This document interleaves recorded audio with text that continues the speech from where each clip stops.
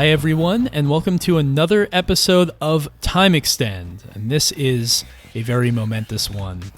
Joining me today, as always, is... Brendan Rorison, and we've made it, Adam, episode 50 of Time Extend. How have we done this? Why are people still listening? And God, is the racing genre going to be able to keep up? Yeah, I don't know if they can keep up with, us taking twice as long or maybe 3 times as long to get to episode 50 as every other podcast on the planet. But the important thing is that we made it here eventually. And this episode took a while to put together for reasons that will become immediately clear once we dive into it. Because we wanted to do something sort of special for episode 50.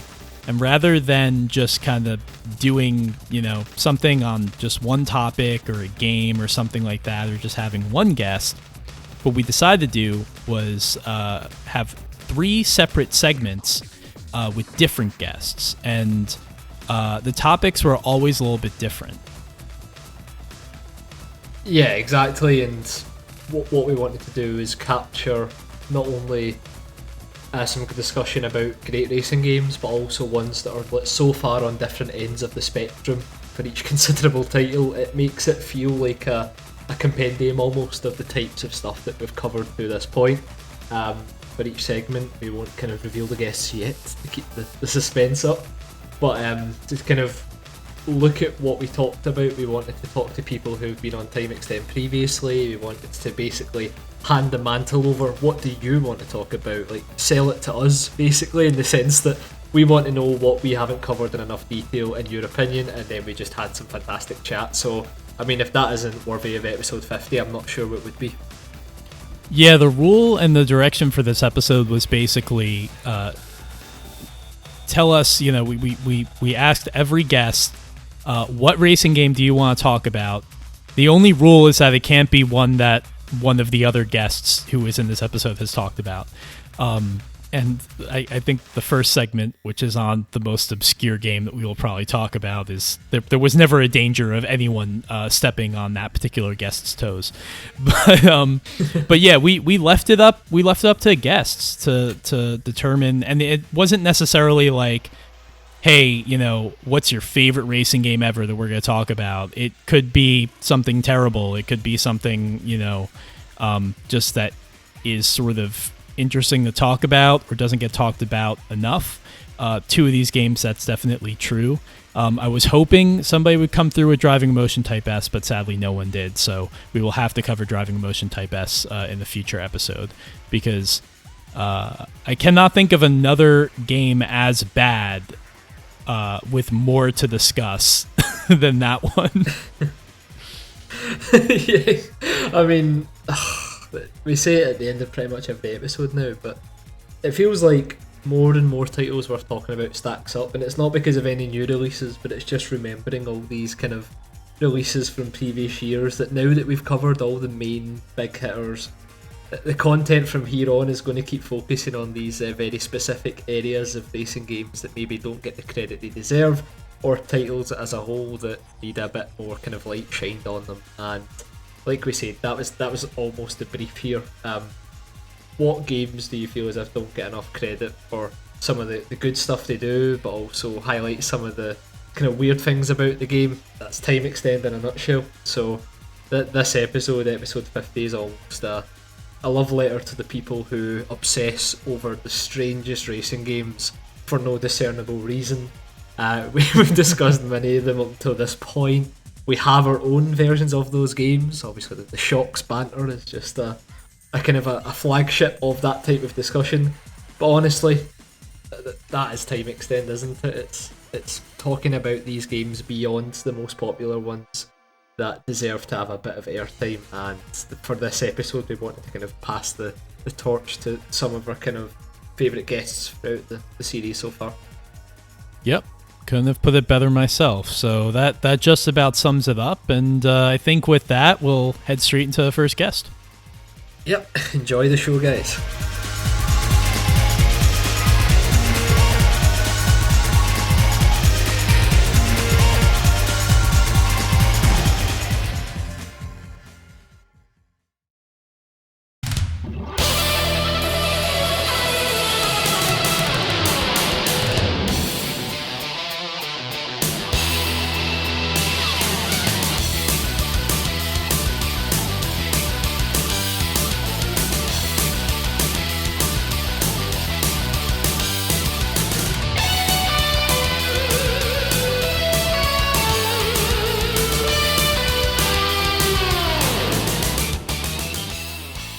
All right, so joining us for this segment is none other than Andrew Elmore. And Andrew, you got a weird one for us to talk about here. Give us a little bit of a preamble. What is this game? What did you find? I got a brand to maintain. So there is a racing series that I find kind of interesting that I don't expect would ever be getting its own time extend episode. So there was one entry specifically that I wanted to, that I think is at least worth having a brief discussion about.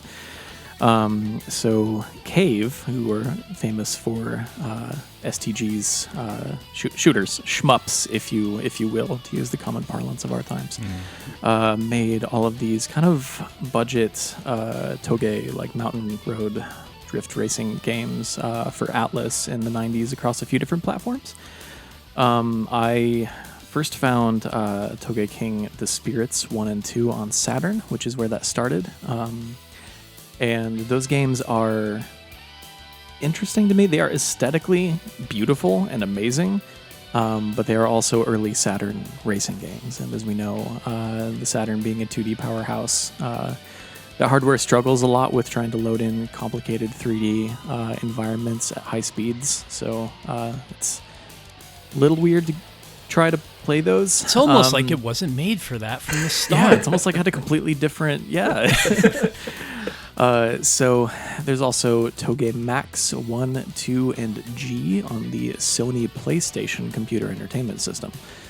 And Never heard of it. Of those, not familiar at all. You call McCrae who? Yeah, so the only one of those that I have is Max 2, which, as far as I can tell, is a port of the second Saturn game, just expanded a little bit. I don't know if that's actually accurate, but it's been a while since I've played it, and last I did, I remember that being my kind of predominant impression. But I've heard G is very good. After that, there was Toge Max 3 on the PS2, which, weirdly enough, had a PAL release as Road Rage. I don't know what the level of familiarity out there is. It's not something I've ever heard anyone talk about, and there's not a ton of info on it out there. But that and the first one were the only ones that I'm aware of, at least, that got released outside of Japan. Because the first one was released on Saturn. Adam, you remember the name? I don't. It's Mountain... High Velocity Mountain Racing Challenge. There you go. That's it. Yeah. So have you played that? I feel like we talked about that before. So I have it. This is such a weird series because yes, it is. It's almost like, I mean, this is a bit of an extreme example if anyone knows. I know you know what I'm talking about, but it's almost like the Crazy Castle of racing games because it's had so many different titles.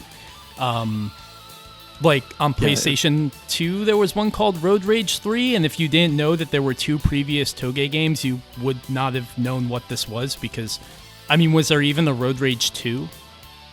Like, was the game ever released in Road Rage 2 form? Like, it's so weird.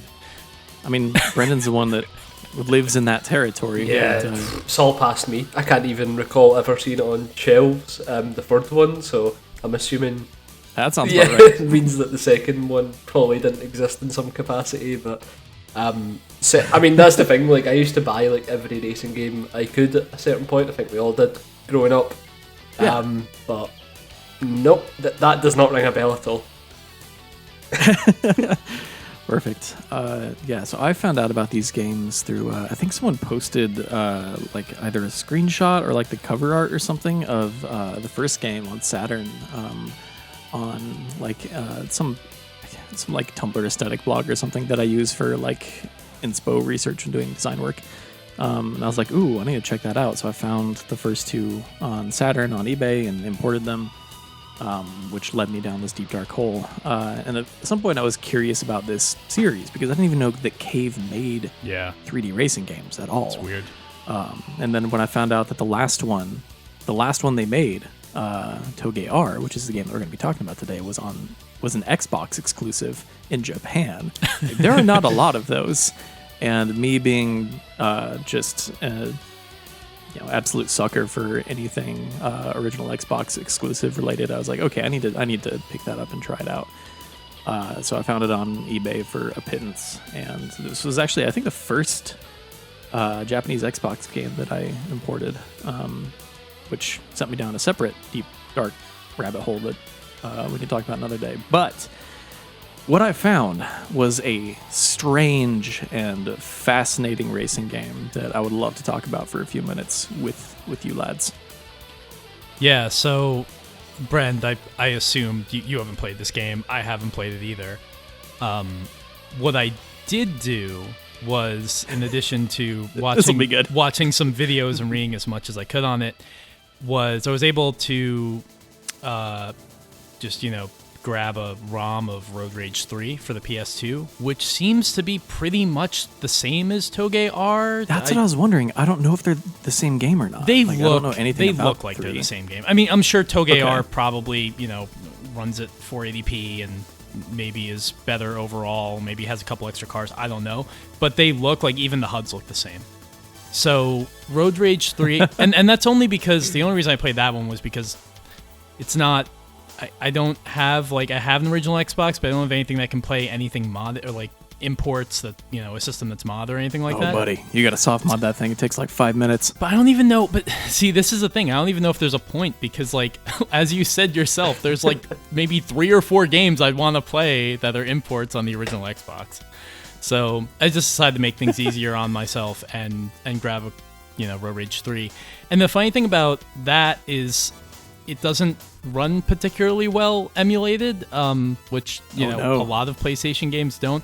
It runs, or PS2 games, it runs well enough as long as you're doing a time trial and you're the only car on track. But the second that you try to do a 4-car race or anything like that, it just the frame rate is in the single digits. Oh, so I was able to try it, but not to the degree that it was intended to be played.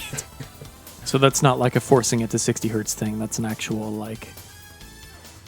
horsepower in the emulation. Yeah, it required a bunch of changes to I had to, in PCSX2, I had to drive up the Emotion Engine cycles, and I had to do something else, and it's a mess, but it works.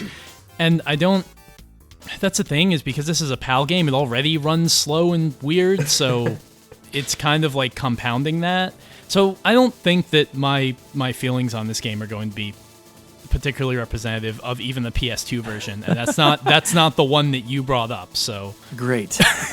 Yeah, no, I have a few Japanese PS2s, and I do intend on importing that at some point, just to know. But currently, Toge R is the only version of that I have, and I would, that's what it came here for. I'm happy to report that at least the Xbox version, I keep saying version as if we've just confirmed that they are the same game. They probably are, or at least very similar. But Toge R on the Xbox runs at locked 60 at all times, no matter how many cars are on the track. Nice. So that's been fine. It's very, very, very smooth. It's generally, it's kind of a budget series. It's not the most polished series in the world, but it is at least very interesting to me, which is always going to be more valuable in terms of my own personal priorities in weird games, especially cheap imports from this era. But it's, for being a licensed game, it has a ton of licenses. For being a budget game, it has a ton of licenses. I'm sure you flip through the car list and everything, but it's got all of the it's everything you would expect, right? It's all the the daily driver Japanese hits of the 80s and 90s. You've got multiple AE86 variants. Got a Sylvia, an S2000, a CRX SIR. There's that weird WRX STI version 5. There's an 83 Skyline in there. It's got a lot. They put the money up for this. One of the things I like about it is that whereas most games like this would have you buy a stock version of that car, when you're selecting the car, it already has been modified in some way.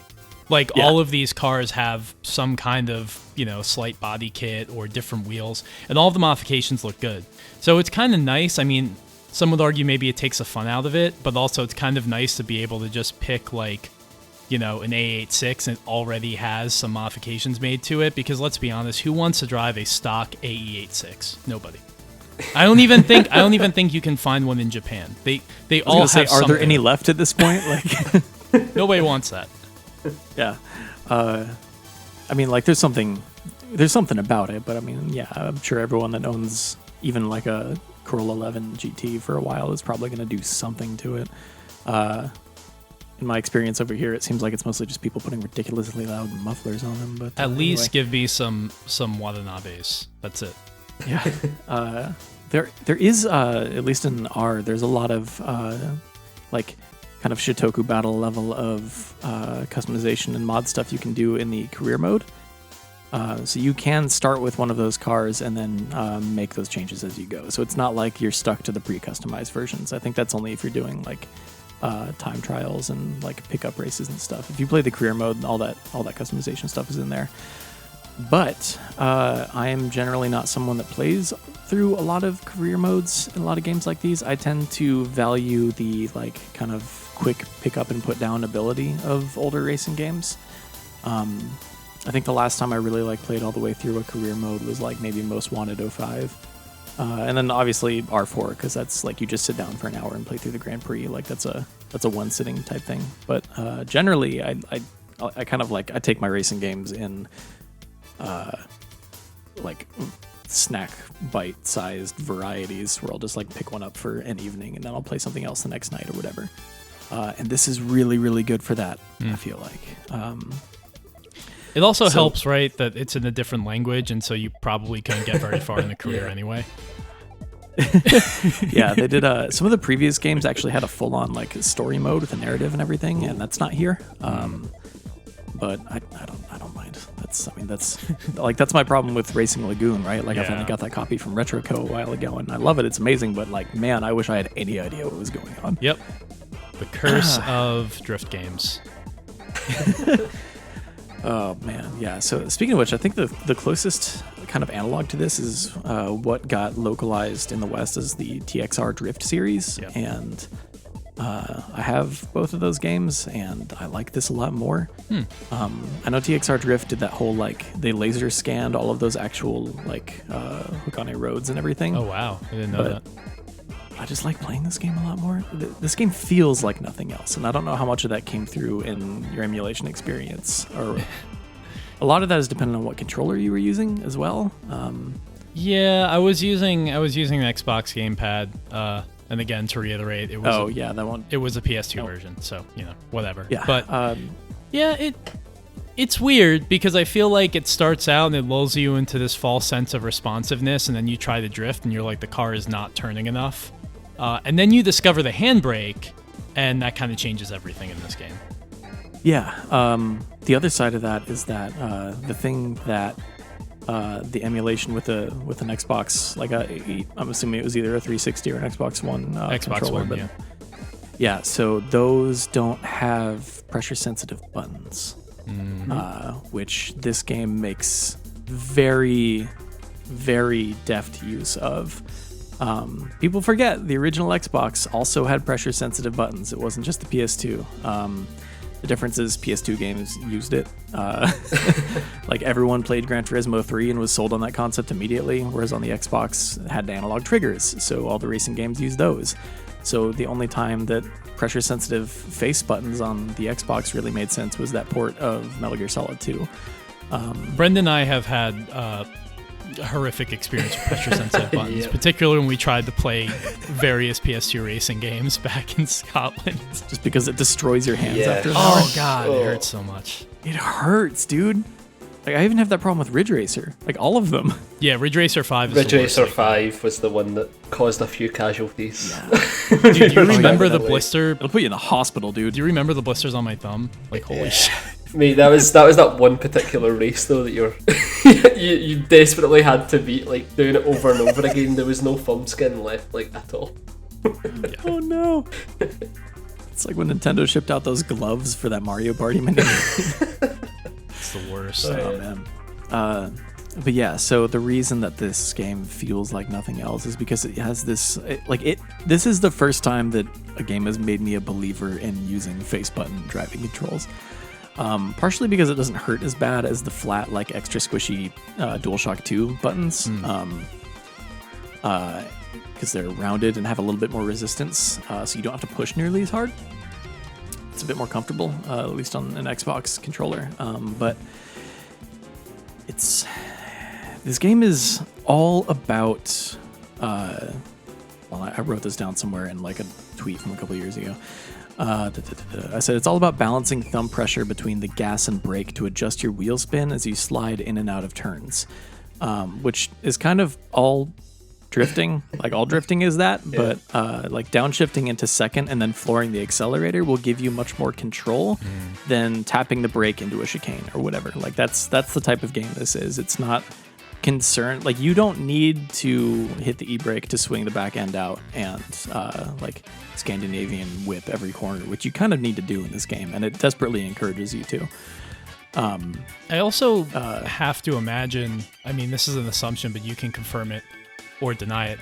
A lot of Xbox racing games from this era did really interesting things with vibration. Like Sega GT 2002 is one of the weirdest. Just something about the way that game conveys. Oh, yeah. All the tire grip. All the grip, yeah. It's almost like there's always a level of vibration when you're playing Sega GT 2002, like coming through the controller. It's just a matter of how much you're feeling at any given point based on whether you're drifting, whether you're off-road. And it uses it really well, and it gives you like this added level of like definition to what's going on physically. And I feel like that's maybe something that this game would try to do, especially being like an early Xbox game, and I feel like maybe Japanese developers had a bit more intuition when it came to stuff like that. Definitely. However, this game does not have the budget that Sega GT 2002 does. Right. The only time that I really notice the vibration at all is these roads have the road paint, right? And the rumble strips and stuff like that. Yes. Yeah. The rumble strips in there are modeled very carefully. And that's what made me realize, and I don't know if this is actually what's going on, but what it feels like is that it feels like the actual physics engine is what's controlling the driving model. Because when you hit those rumble strips with just two wheels and you feel them go up a little bit and you lose control just on that side, and it pulls to the other side a little bit where the actual tire grip is, because the other tires are in the air for just a second, I was like, oh, this isn't a driving game. This is a physics simulator where I happen to be controlling a car, which suddenly made all of the like drifting mechanics make a lot more sense. It's really like, okay, did you guys ever watch Initial D? Yeah. Okay, you know the very first story arc, there's that whole like plot about when he's taking the 8.6 down the mountain, he dips the wheel into the like roadside curb to like fling the. So you can do that in this game? Really? Does it look as extreme as the early CGI looked in Initial D? Just like no, it's much more terrifying. Because it's happening at speed and you're trying to control the vehicle. So like, I'm not saying it's gonna work great, but I did it on accident once, and I was like, oh, that's what kind of game this is. It's like, it's not that the physics are like super like realistic or anything. Like the wall bounce is really forgiving. You can hit a wall and just kind of keep going and not have lost much speed at all. It's fine. It's almost like all the Modelista in that way. Kind of, yeah. Like I feel like this game cares much more about you having fun with it than about trying to simulate anything, which is why it like oversteers pretty hard too. But yeah, you can totally hook a wheel in that rain gutter and like bounce, like just slide around a corner like a grappling hook or something, and then bounce back up and keep going. It's great. Have either of you guys played any of the Initial D games, whether on PS3 or PS2 or? Played a couple of the arcade games. Okay. There's always something. I mean, those games have massive fan bases, and there's always something missing from them to me. Like, especially the one that got ported to PS3. I have, and the way that you corner in that game, I mean, I'm sure, there's an added level of technique that I'm not aware of, but you can pretty much just, flick the analog stick in either direction and your car is sideways. And oh my, I don't get much satisfaction from that. Whereas, there's still, I think, a lot for me to uncover when it comes to these Toge games.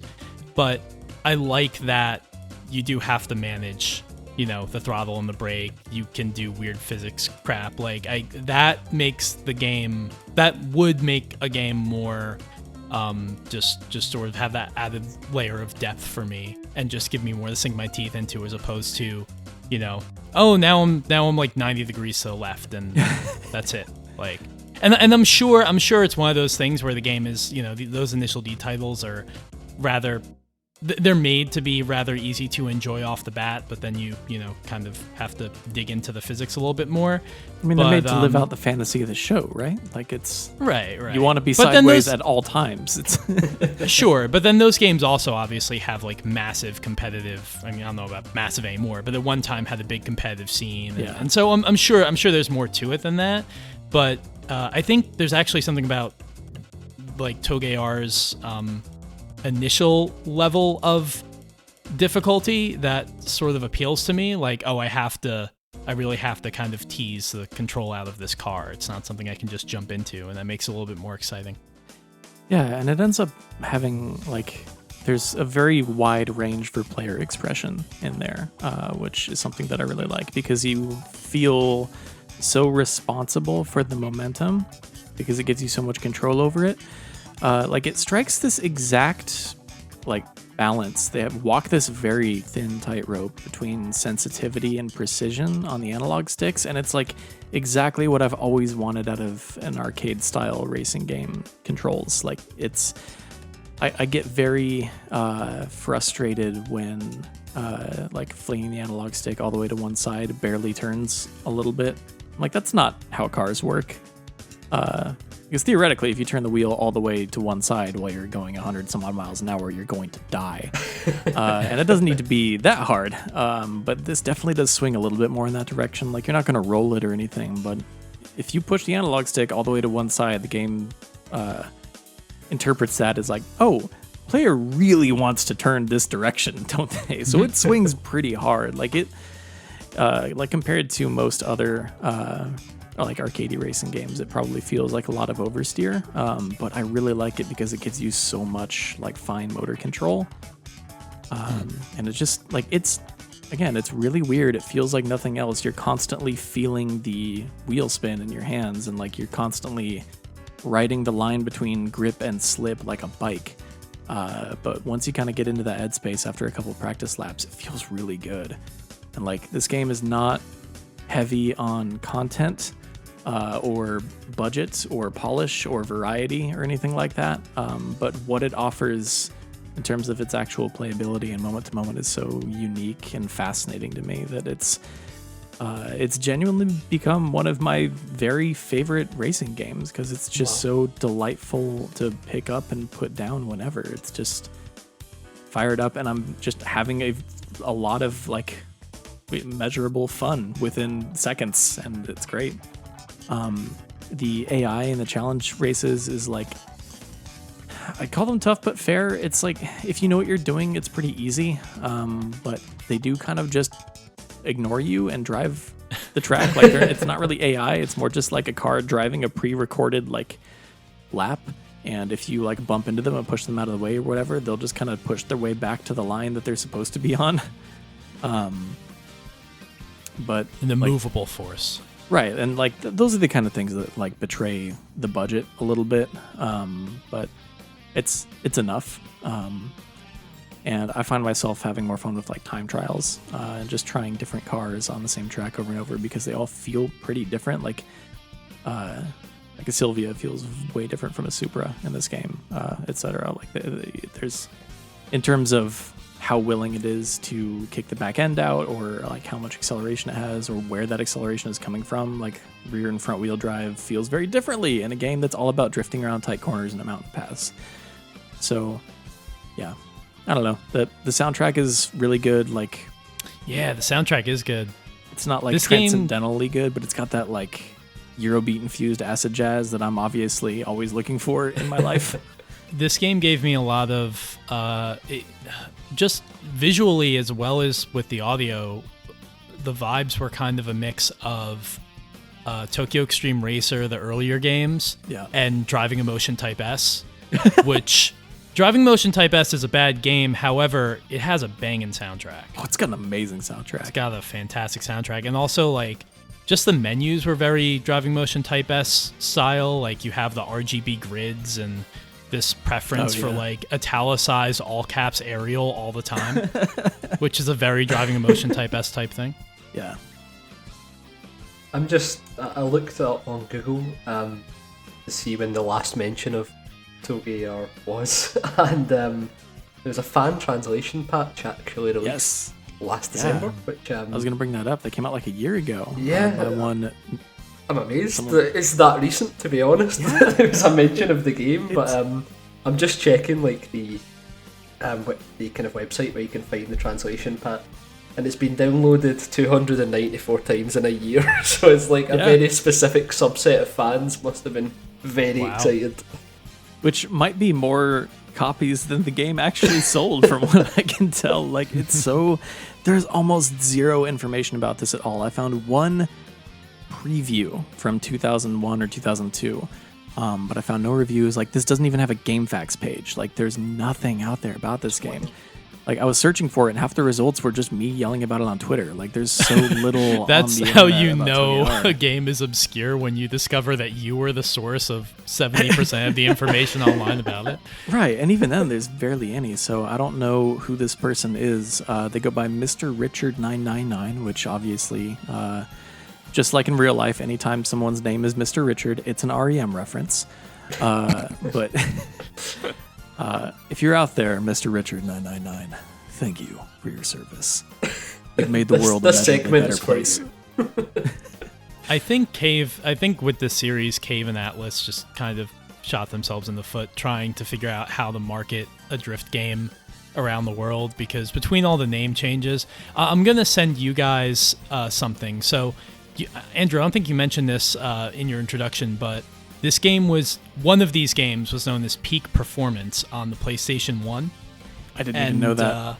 Yeah, and if you got it was released in the US, actually, and if you got the American version of it, this was the cover. Oh my. And I'm going to let you guys react, and then I'm going to explain what we're looking at. What? Oh my. That. So, I have questions. So what they did was they took Toge Max. This one was Toge Max Saisoku Driftmaster. The cover of this release of the game has a Chevy, what looks to be a Chevy S10 that was driven by Robbie Unser, Roger Mears Racing. This looks like either a NASCAR, like a truck series car, or like a dragster. And then it's got like, I think I see like a motorcycle in the top right there. I see a Celica Pikes Peak car, the yellow one. There's a Pikes... Whoa, wait, I didn't notice this. This game is sponsored by the Pikes Peak Hill Climb. But as far as I can tell, this is just the packaging for a port of one of the Toge games. So this is the first game. Literally...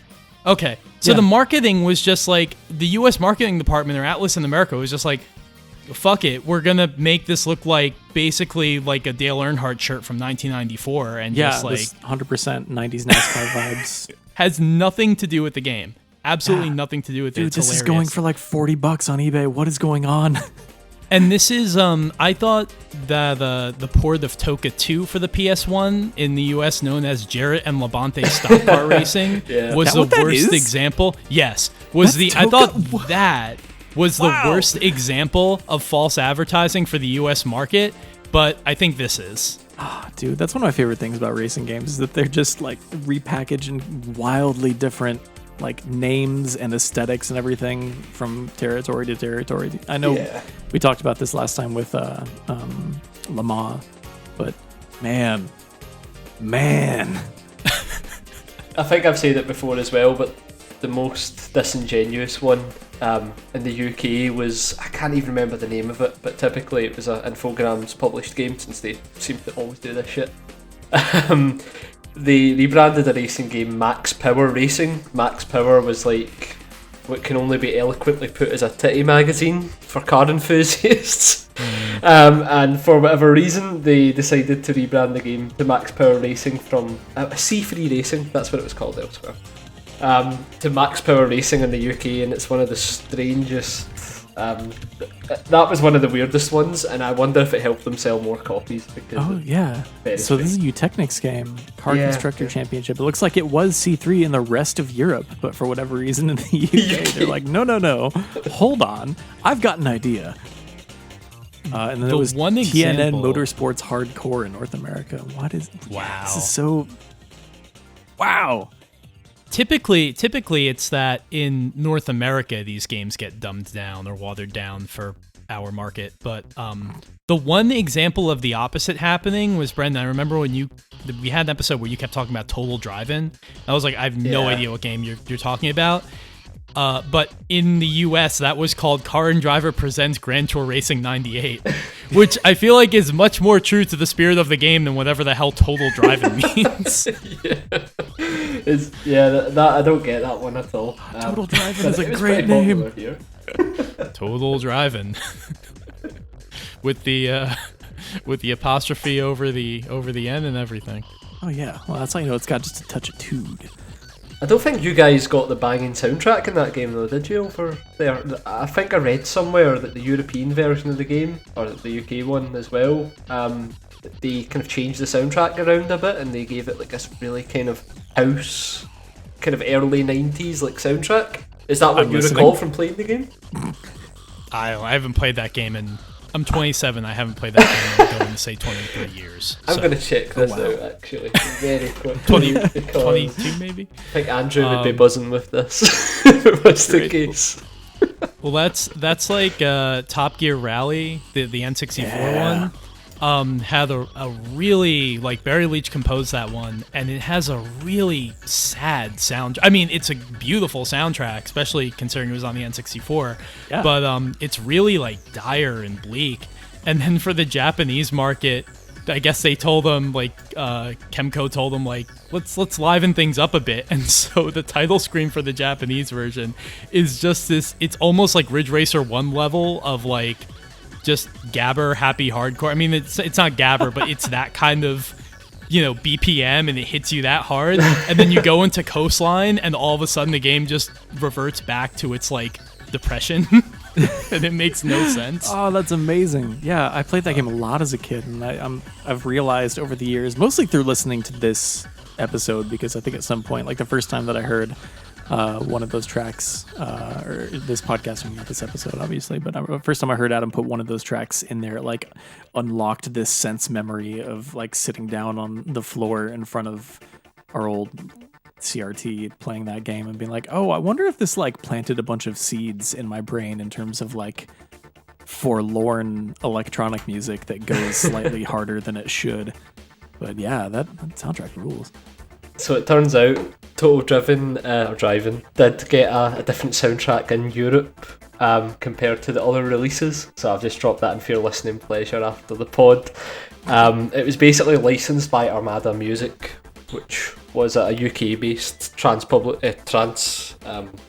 the word I'm looking for? Music publisher here. Label, yeah. So, or as they were known at the time, Quart Communications. Then they became Armada Music. So it's very interesting when you get those scenarios, and if it introduces a new soundtrack, I'm always for it. Bless you, Brendan. This is wonderful. What a gift. And you want to play Total Drive-In because, as Wikipedia says, GameSpot reviewer Jeff Gersman felt the controls were decent, but admitted they could take a lot of getting used to due to the game's unique steering system. Shout out to Jeff Gersman. I love how the more you get stuck in the Wikipedia rabbit hole of old racing games, you just find Jeff Gersman's name just he was working that everywhere. Beat, man. He was working every beat because that's something that's also that true, every video game journalist did in 1997. Yeah, I mean, like Jeff has literally been covering games since the year you and I were born. Like he's done everything. Well, I know we wanted to keep this one short, but this is almost long enough for a regular Time Extend episode. Oh, so crap, I'm sorry. No, it's fine. Any parting thoughts from either of you on Toge R before we end this one? Sorry, I feel like I have a responsibility to wrap this up. So, Brendan, what you got? Given my limited experience and watching of the free YouTube videos I could find, I'll say that graphically it looks like literally every budget racing game ever released. However, I can see vaguely the momentum type car movements you were describing, so it's a 9 out of 10 from me. I can see the physics working. The Simdad-isms in me could notice that the car moved in a way that resembled a racing car. look forward, once Brenda's played this, look forward to his assessment of how it compares to iRacing. Of course. Followed immediately by how it compares to Shock's routes. I can't even talk. Yes. That's whatever. I'm gone at this point. I'm sorry. It's a note to end on. Shout Thank you, out to Andrew. Shocks. Yeah, Thank you. Of course, always a pleasure. Let's see, I should do some. I'm trying to figure out if I have anything else to say to wrap this up with in regards to this game, but I feel like I kind of word vomited all of that out to you already. I would say if you're interested in importing a copy, they are cheap, and I don't speak or read any Japanese whatsoever, and I've not had any problem navigating all of this. But again, shout out to Mr. Richard 999 for fan translating it anyway. So like that, I mean, that probably maybe there's tons of other stuff in the menus that I'm not even aware of that has been cleared up there, so that's worth checking out.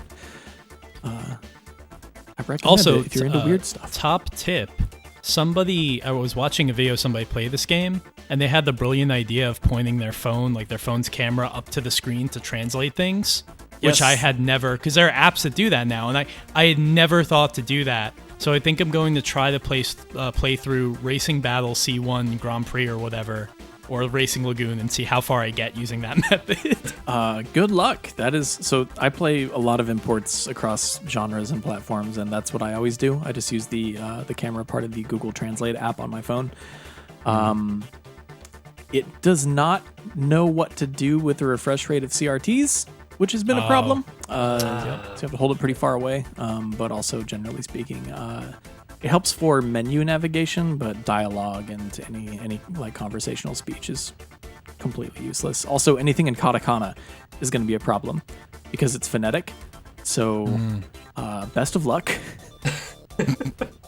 All right, well, forget everything I just said. And, I mean, it's what I do. Like, it'll work. Just don't expect it to work smoothly yet. We're not that far in the future. Don't expect it to work smoothly. Yeah, I think I'm just gonna fade this one out at a certain point, so it's all good. Yeah, sounds good. I was gonna plug our other podcast real quick before we head out all the way, but we could do that too. Increase our listenership from 1 to like maybe 1.2. If you like hearing Andrew and I dawdle and sound like idiots, but about a different topic that has nothing to do with driving, go listen to The Silent Discographer.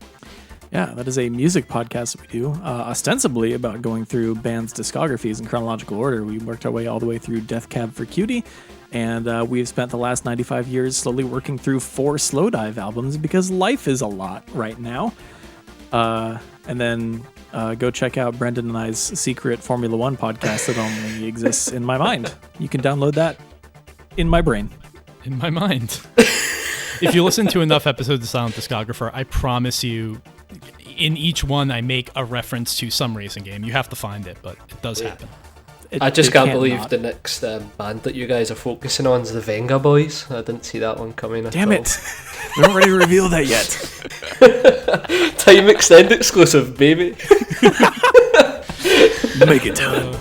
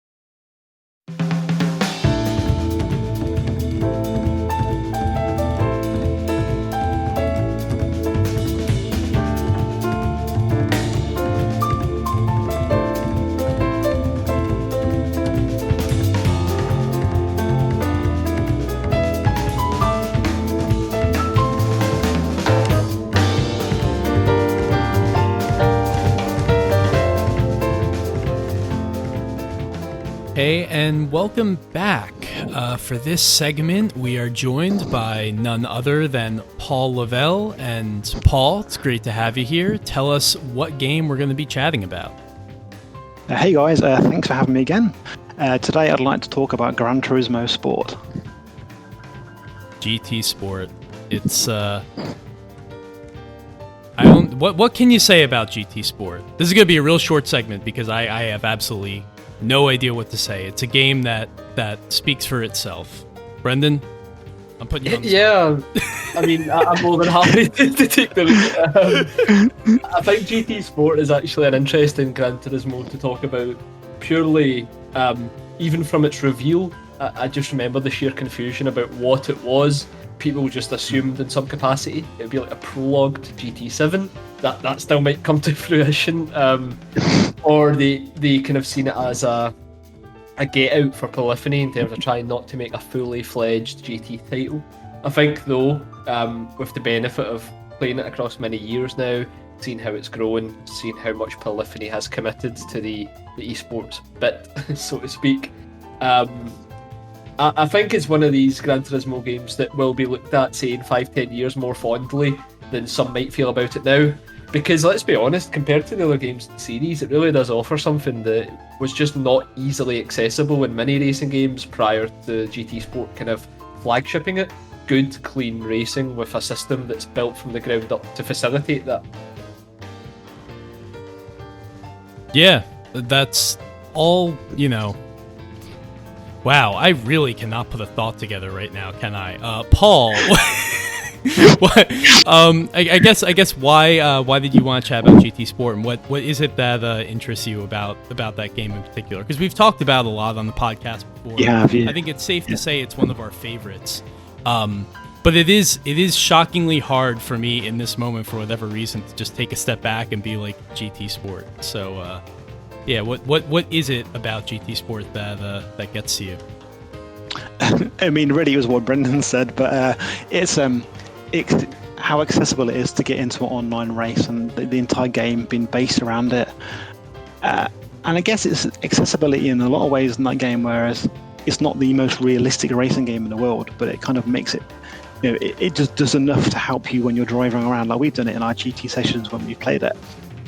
And it's such a good, easy game to play, but it doesn't ever feel like nurtured, like it's taking sort of anything away from you. It's just a nice game to play, to drive. It feels great, it feels realistic, and it gives you the emotion of driving these high performance cars. And it's just a nice game to play. And I think and like I said, it's really interesting that they changed it so much for this game. And selfishly, I had for me it was a perfect game to not have a big career mode, because I had a child during the PS4 generation, so I have less time to play games now. So a big 100-hour single-player career mode wasn't something I was particularly interested in doing again. To have a game where you can just jump in for half an hour or an hour and do a load of multiplayer races, really good racing, a very, very solid network connection. It's perfect. It's great. It is strange to think about how, when that game was announced, it was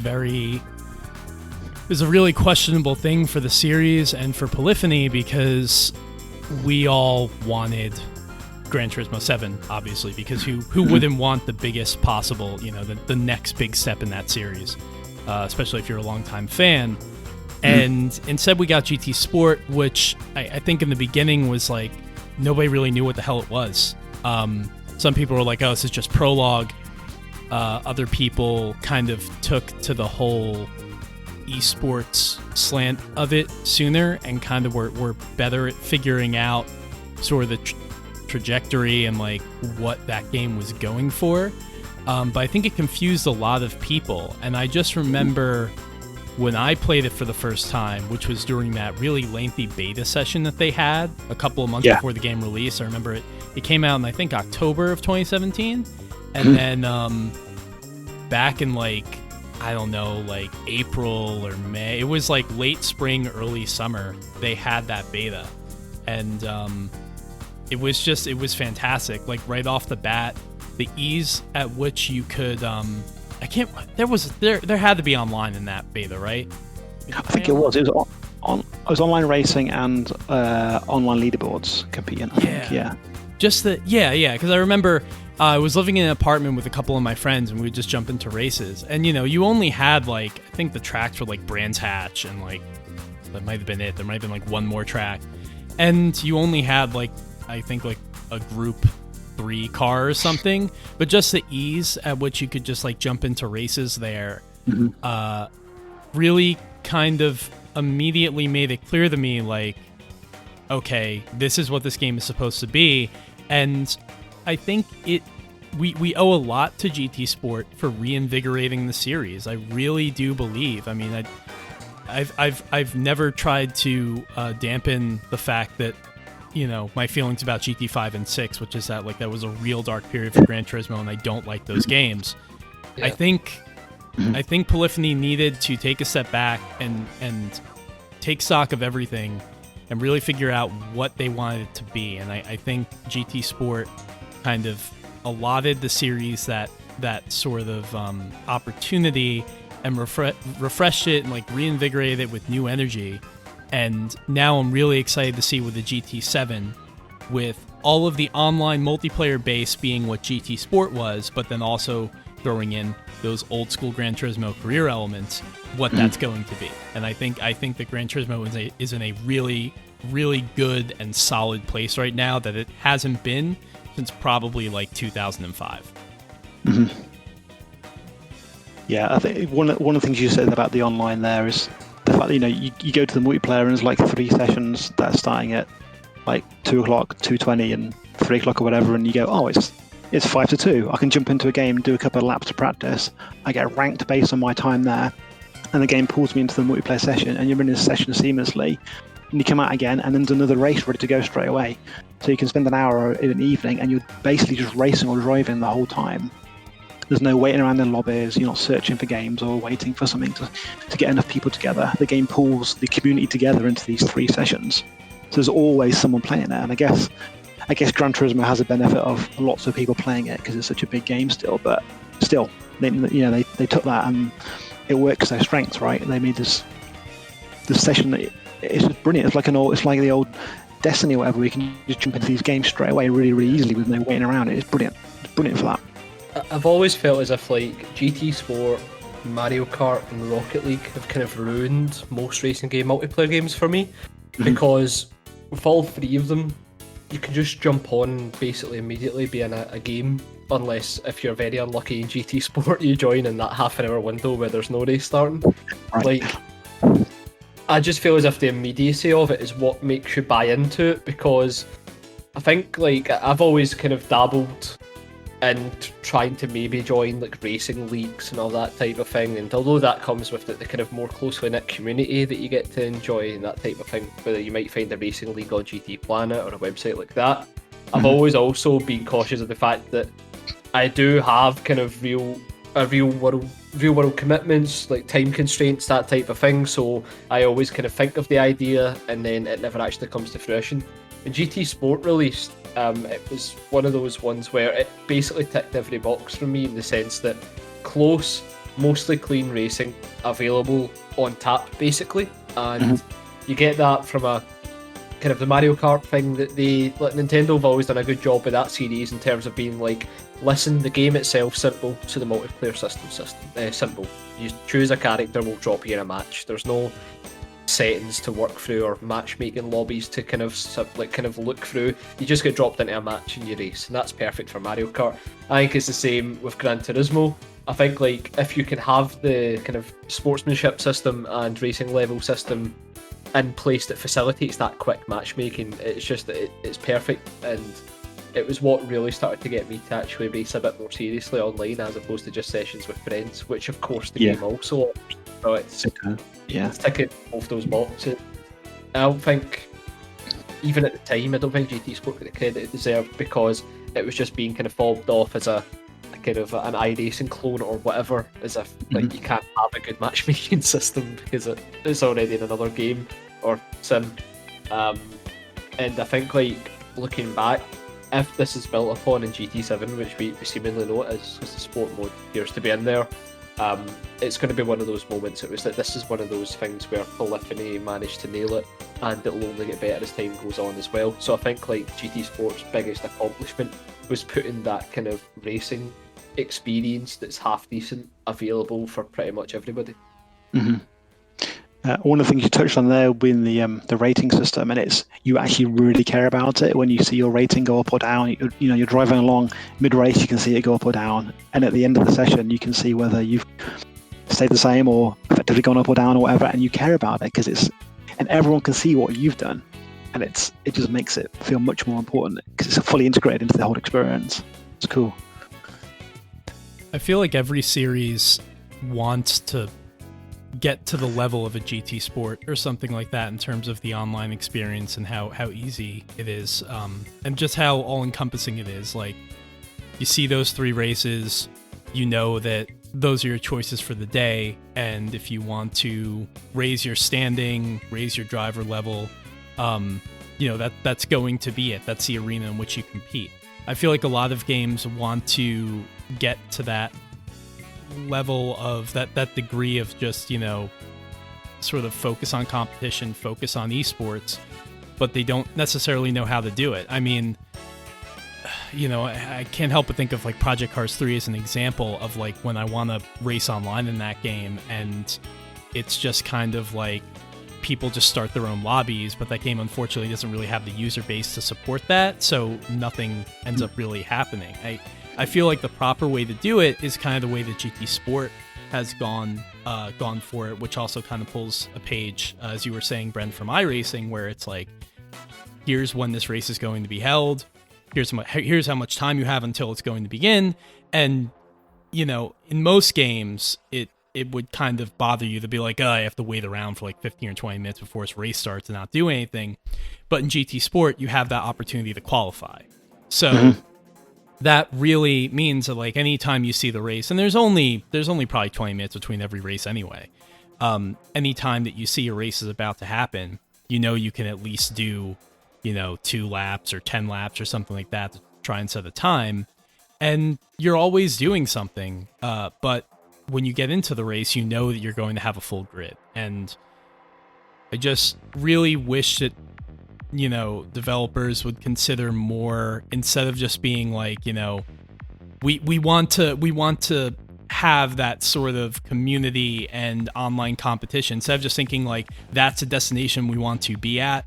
I would like to see developers come up with more ideas about how to get there, because that's often the part that's missing from a lot of these games is the how to get there part. It's just like, oh, we'll have, private lobbies and public lobbies and people can do whatever they want. It's like, yeah, but if you're not kind of focusing people down one path, then that results in a lot of dispersed lobbies, be it private or public, where people are not racing with each other, and you have 3 people in the race, and that's not necessarily helpful either. So it's tough. It's not easy. I've seen with Dirt 5, it seems like, for example, with that game, they're finally kind of coming around to work on that. They released a whole plan in terms of like post-release updates. A lot of that has to do with the multiplayer, but that's another case where I'm just like, I want to enjoy this game online. And the way that it's been designed makes it really hard for me to do that. But that has never, ever been the problem with GT Sport. And it just, if that piece had been missing, the game would have been a failure. Because it places so much on the online element. Yeah. I think, if you recall when the game first came out, there were some serious teething issues with the server contact, because save files were stored in the cloud. Or still are stored in the cloud. So I remember there were like instances of people's like save files not updating if they'd been playing for a few hours, then reverting them back to what it had been prior to playing the game. And naturally, just because of the rapid shift in direction, the kind of whiplash that some of the longer term fans had from that, it was just this immediate kind of disregard for GT Sport, that it was a failure. And thing is, once that narrative starts, it's very hard to stop. I think game we always reference, Drive Club, is a good example of that, where if the kind of launch for an online focused game is botched, it can be very hard to right the ship. But the good thing is Gran Turismo just has so much goodwill towards it, and it's a long-standing franchise that Polyphony, I think they were learning just as much as any of us were to adapt to this new style of Gran Turismo game. So it wasn't a smooth start, but I think there was enough there to see that this could grow into something potentially great. And then, in typical Polyphony fashion, and it's something we do take for granted sometimes, the level of support that they've added in that game through cars, tracks, like it would be a crime not to mention that side of it as well. Absolutely, yeah. That's kind of one of the things I was going to talk about next, was the content delivery. And the only paid content they did in that 3 years was the Lewis Hamilton stuff, which was very cool. But it was every month you were getting free cars, and sometimes you get a track or a game mode. They did the single player stuff as well, but it was always the cars. And Kaz put them on Twitter as silhouettes, and it always made fun. It was quite mystical and special. People working out what they were, and then the cars were out, and they were all great. And it's incredible support. Thinking about things like other games that had done that, like Burnout Paradise was a good example of how much support that game had after it came out. It was amazing. But yeah, GT was cool, and even like up until recently, right? The new Yaris, the GR, the four-wheel drive car got released and stuff. It's cool. It's good, man. It is a very polyphony thing, isn't it? Where I think they come out with a statement of some sort saying like, "Okay, we're dialing back kind of ending support for GT Sport," and it's still like, "Here's a few cars. We'll throw in another one. Go on then." It's just like they constantly keep going back and adding even more. Because Adam, I always like seeing your reactions, because it's like you always just seem so hyped whenever they add anything to this game. I really do. I really do love GT Sport. So like, and it is. People always talk about games as a service, right? It is, to me, aside from iRacing, like the most successful racing game service that there is or has ever been. It's endlessly, and for a game to succeed as a service, it has to, as we've talked about, it has to work very smoothly in terms of the matchmaking, the multiplayer, the online, all of that. It has to have a very solid base in gameplay, which, like, okay, maybe, you think GT Gran Turismo is too arcadey to be a sim, or, whatever. But like for me, it's kind of the sweet spot for me. It's pretty forgiving, but I have a lot of fun playing that game. It looks incredible. It runs perfectly on PS4 Pro. Like, that game is just every single goal that they could have set for it, they met. And after that, they support it with so much content that, I feel like if you look at overall playtime of all the games I've played in my life, GT Sport is in the top, it's number 1 or number 2 or 3, because like for 3 years, that game was a constant staple with me and 2 of my friends. We would play it every single, at least once or twice a week. And then, more so, definitely more often when the game originally came out, but even as late as last year. And if they release a new car, this week, I would go right back into it, just like I did when they came out with the Yaris, because I was so excited to drive that car. They've just totally aced that aspect of it. Yeah, it's a very well balanced game, isn't it? Like you said, like visually, it's amazing, and it's not the most realistic handling game in the world, but it is that sweet spot of it feeling authentic. And they make things like the wind noises probably louder than it should be in real life, because it gives you that emotion of feeling fast and driving these cars around the track. And when we did it in our sessions when we played it, the GT2 cars around the Nürburgring, and like those cars are ridiculously powerful, but we drive them around and they feel authentic. But it's easy to play. It's an easy to play game and very accessible with a controller or with a wheel. It's amazing as well. It's the balance in that game is incredible. And like you say, visually still looks stunning. Still looks stunning 3 years on. It's cool. Yeah, I'll play Project Cars 3 on PC, or I'll dip into various games on PC, whether it's F1 or Dirt 5 is probably, I feel like, maybe the most impressive looking game visually on PC right now. And Gran Turismo Sport on the PS4 Pro, I think, is still maybe the prettiest racing game there is, because like, it doesn't do like ray tracing or anything crazy like that. It's pretty limited in terms of the hardware, but just like Polyphony has such it's weird to talk about art direction with the sim, but like Polyphony is just so perfect at making real life look as beautiful as it can.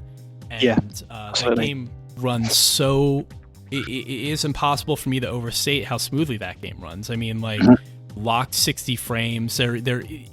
There is never a dropped frame or any moment where the game slows down.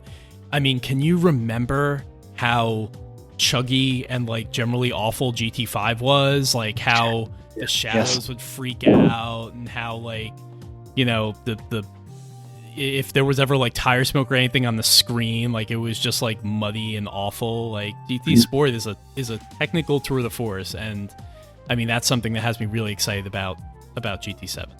By 7, yeah, it's like I guess they have the benefit they don't do dynamic weather yet. They have the wet track on some of the tracks, and then the ones they've picked and done, and then they have the times of day you choose, so they can tune that out to be exactly how they want it to be for that. They don't have a realistic system, which they don't have weather in the game and stuff, but that's not what they wanted to do. That their focus wasn't that. It was it works for them. And I think it goes to show 10-15 years ago, I feel like we were all of the mindset like we want every sim to have dynamic weather, dynamic time. These are things that we need, and every time those things are introduced in the game, they're never the most important thing to me. The only time that I ever feel like they really elevated the sass of a game in my head was Drive Club, and Drive Club was not a sim. It was just the fact that they did it so well, and the weather was so well done in that game. Yeah, the rain looked pretty, didn't it? Yeah. And ultimately, it's like if you can provide a smoother, more consistent experience by not having those things, maybe don't have them.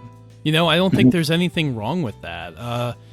Like, I was playing Project Cars 3 the other day, and I think they have a pretty good thing going in that game in terms of just those dynamic aspects and the fact they have the multiple seasons.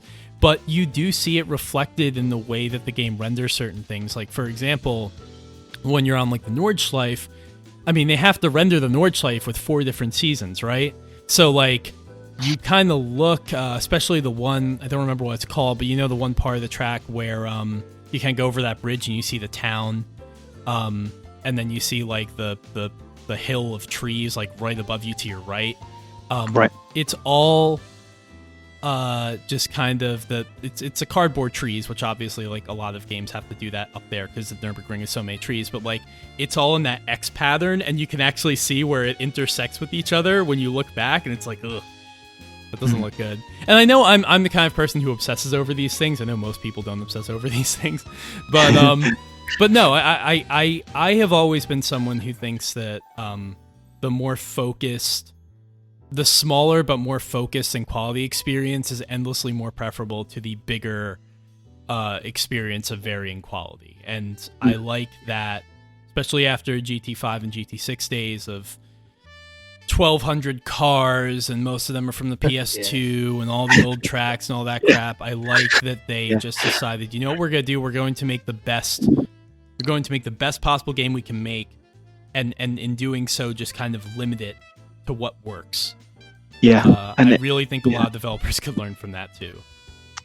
And the same can be said for damage as well, right? I mean, GT Sport has damage sort of, and some scratches and stuff, but that's not what that game's about. They don't. Some games really need it or benefit from it and stuff, but that wasn't what they did, and they've never really done damage, have they? Obviously, Gran Turismo, that's been a long-standing thing for them, but it's not an important focus for them to do, so they don't do it. Yeah. I think we have the titles now that can offer that type of experience that wants to focus on the hyper-realistic elements. Like, I say, of course, that Competizione nails both those elements we just talked about there, whether it be weather or the damage side of things. Like, that's a game that's crafted on the basis of those things being incredibly important to its overall experience. So that's a more confined experience between two kind of specific categories of race driving, so they can offer that. Whereas, for as great as Polyphony is, like trying to apply a standardised dynamic weather system across all of those mini tracks that included damage across the many cars, which there are still a lot of, even if it's not the stupid astronomical numbers of the PS3 era. I still feel as if nowadays, I think that the reason that those kind of elements get less focus is because those experiences are available in a capacity that would probably be better than Polyphony's effort, not from the sense of, Polyphony aren't capable of doing a fantastic dynamic weather and time system or a damage system, but just from the kind of logistics of actually implementing that on a game as large as Gran Turismo, it's a huge ask. Yeah, if you go and watch, I mean, these are old videos, but I always sing the praises of Digital Foundry. and they did a great video, I think around the time probably Gran Turismo Sport came out, where they compared it to Forza 7 from a visual and technical standpoint, and just how they achieve what they achieve. And, you know, they lay it out perfectly. I mean, the way Polyphony approach things, you have these kind of baked environments with the shadows kind of built in. There's no need to dynamically alter anything, so they can just optimize what they want to just deliver, you know, the smoothest possible experience. And when you play that game on PS4 Pro, it's funny because they have the quality mode and the performance mode like a lot of games play. I have a 1080p TV, so I wouldn't get really anything from the quality mode because, you know, it's going to super sample, and I've never felt that super sampling really does that much on an HD display. So I go for the performance mode, which actually, like, it's amazing because all it does is I'm sure the game runs a little bit smoother, but the thing you notice for the most part is that it adds a per pixel motion blur basically around the fringes of the screen. And I know that motion blur is kind of a dirty word for some people, particularly who play games that are very competitive. I know even if you play like a really competitive like first person shooter or something like that, people will say that like motion blur sucks because it obscures what you can see. I love it. I think like anytime a game does motion blur well, it's like my favorite thing. I still think back to like PGR3 was like the first time that I encountered motion blur in a game, and it was just incredible, awe-inspiring. Yeah. So when you run GT Sport in the performance mode, it's just so pretty. Yeah. And there's stuff like that HDR support, even now, is very, very good. Yep. So thinking about what they're going to be doing for 7 on PS5 is, it's exciting to say the least. And things like their presentation as well. Like, I know some people don't like their menus and stuff, but it's so slick. It's the way it's presented and the way it oozes the sort of love that they have for cars, and you can tell that they love cars so much. The way it's, you know, the loading screens have got the slowly rotating cars, and it just feels special. It feels like important. And then when you do the sort of the really special ranked multiplayer races where you go to a manufacturer for that week and then you introduce the cars and you get the cars coming out of the garage, you know, the back of the truck and all that sort of stuff. It just feels nice. It makes it feel like an important thing. It's cool. They just do a really nice. Again, it's about emotion, I think, and they do such a good job of that. It makes you feel good game. It's a nice place to be. It's a nice place. It's a nice game to play. It's the only racing game series that I feel like ever understood that you can be a simulator and you can be kind of an artistic statement at the same time. I don't think that any relatively realistic racing game has ever nailed that as well as Gran Turismo. I don't think anyone really tries. I mean, I think maybe some games have come in the past where it's like, oh, we're gonna show you like a slowly spinning Ferrari on the main menu, and then we're gonna put like opera music behind it. But it's like that's as far as it goes, and it's just like it's almost like there's no thought put into it, right? You know, I feel like some series kind of look at it as like, oh, let's just, you know, let's just kind of focus on just like the car, right? As like the idea of like, you know, once you see, I don't really know how to put this, but just like that, we don't really need to kind of dress it up in anything, right? It's just like, you know, you have an appreciation for cars we expect as a player, right? So if we just, you know, put these cars in the game and render them at the highest detail, isn't that enough? Gran Turismo does that, but it goes a step further. It just like, I mean, the music in the main menus and stuff like that. The whole Brand Central thing, as you say, and I think that was really something forged. Like GT4 was really the first game in the series to really take it to that level, which is one of the reasons I always appreciate GT4. I would just love to see someone else try that. You know, I think it's something that this genre could really use, but I also think that maybe it is an issue of budget, you know, because for the most part, like, it's hard enough to make a good sim that's, you know, accurate and playable and fun. It's even harder to then find the time to do all these really amazing presentation things, right? Yeah, time and budget. Yeah, it would be. Typically, I guess. But one of the things that I love about when you start a race and it does that blurring effect of the car, and the car comes in out of focus from the front and the back, and it's just so cool. It's just special. I love how when you're in the loading screen, you see like the interior and the exterior view of the car at the same time. Yeah, it's pretty cool. I mean, there's a lot of things it does that could be improved, and like we've experienced that ourselves. You set your online lobby up, you can't invite your friends to it; they have to come in. The tire selection stuff is just that they're still not fixed. Like 3 years later, where the host changed the tires and doesn't change everyone's tires. Everyone has to go into the car and do it themselves, all that stuff. But it is funny that they've never once Gran Turismo has never adopted just the PlayStation lobby invite system. Since day one, it's like you have to go into the game's menus and sort by friends who are playing the game, and then join that way. I can't just do what I do in every single other PlayStation game and just send you an invite. I don't know why they've gone that route. I don't know if it's like a philosophical thing on Polyphony's part, or if it's just like the way they've designed things. There's just a roadblock there. It works well enough, but it's funny they don't even tell you that. The first experience everyone always has when they play a Gran Turismo game online is like, wait, why is there no invite button? and then you have to like kind of dig through the menus and find it in the game rather than like in the PlayStation OS. It's funny. That's right. I mean, maybe with PS5 they'll have the player card system, on the front end of the PS5, where it will say, a player is your friend is playing this session, join him straight away. Maybe they'll have some like that, but hey, who knows? Yeah. I mean that's really everything I have to say about GT Sport. I don't know if either of you have parting thoughts. We've talked about this game a lot, obviously, but yes. It's just one that I think when we look back, I don't think it's gotten the credit it really deserves, and I think that when we look back, it's going to be more remembered more fondly, looking back into the past than it is maybe in this moment. Yeah, I would agree. I think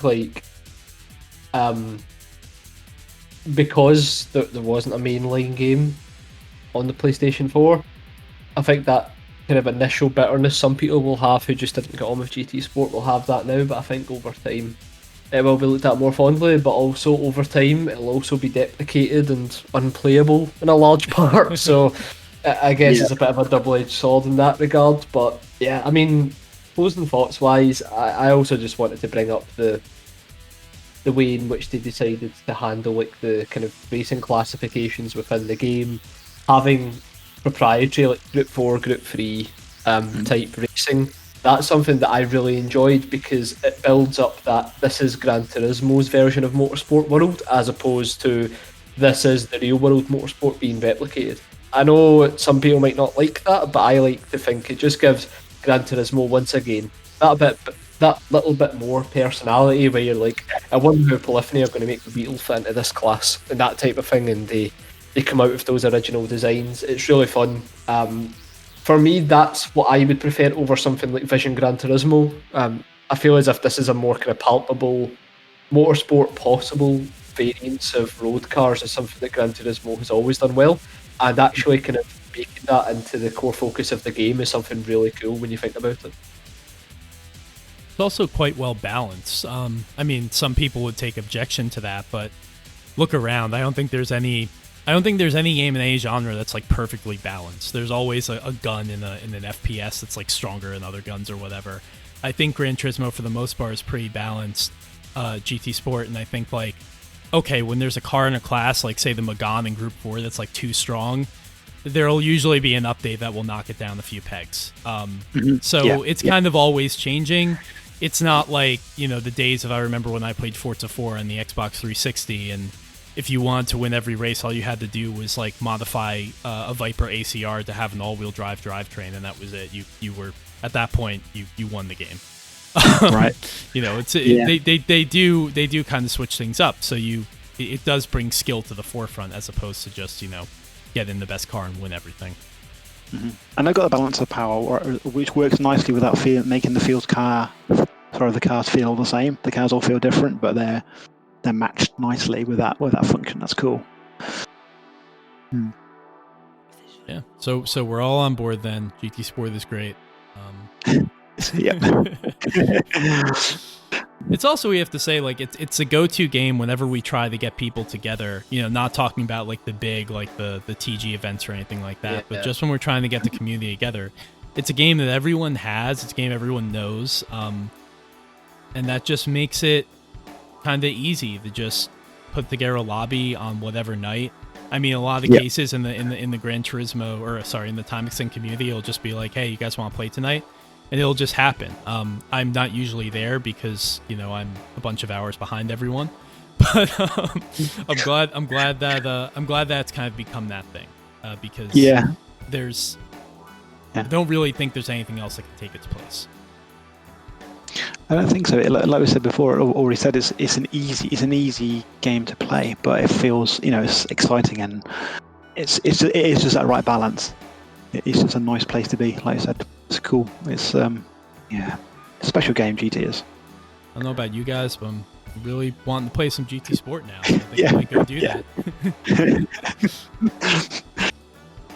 All right. Well, Paul, thank you so much for joining us for this segment. Always great to have you on the show. Yeah, thank you again for inviting me. It was very kind. I was almost going to talk about Rage Racer, actually, especially as you've got it as the new art. Because Rage Racer is that's a brilliant game. Maybe we'll have to have you back on for a Rage Racer episode, because that's one that I forget, but like we've never really talked about. We've had shows for R4, and we've had we had the whole Ridge Racer show, really. But we kind of brushed over Rage, I feel like. So I think that's what we need to dig into. Yeah, I think it never gets talked about as much, because it's not a numbered one, although Revolution wasn't either, I suppose. But yeah, it always gets left out, I think, in the conversation somewhat. So that'd be cool. It's the grungiest, most emo Ridge Racer, and therefore, in my opinion, that makes it the best.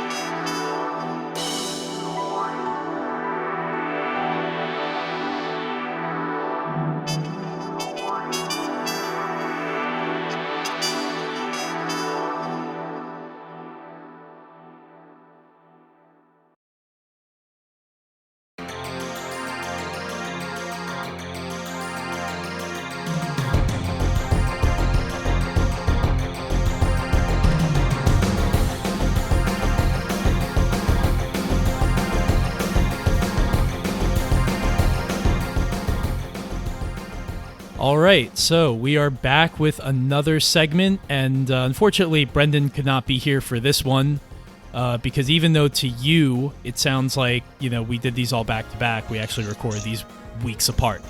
But that's okay because we still have a guest, and the guest is none other than the illustrious Jason Lamp. Jason, how's it going? Hey you, pull over. Full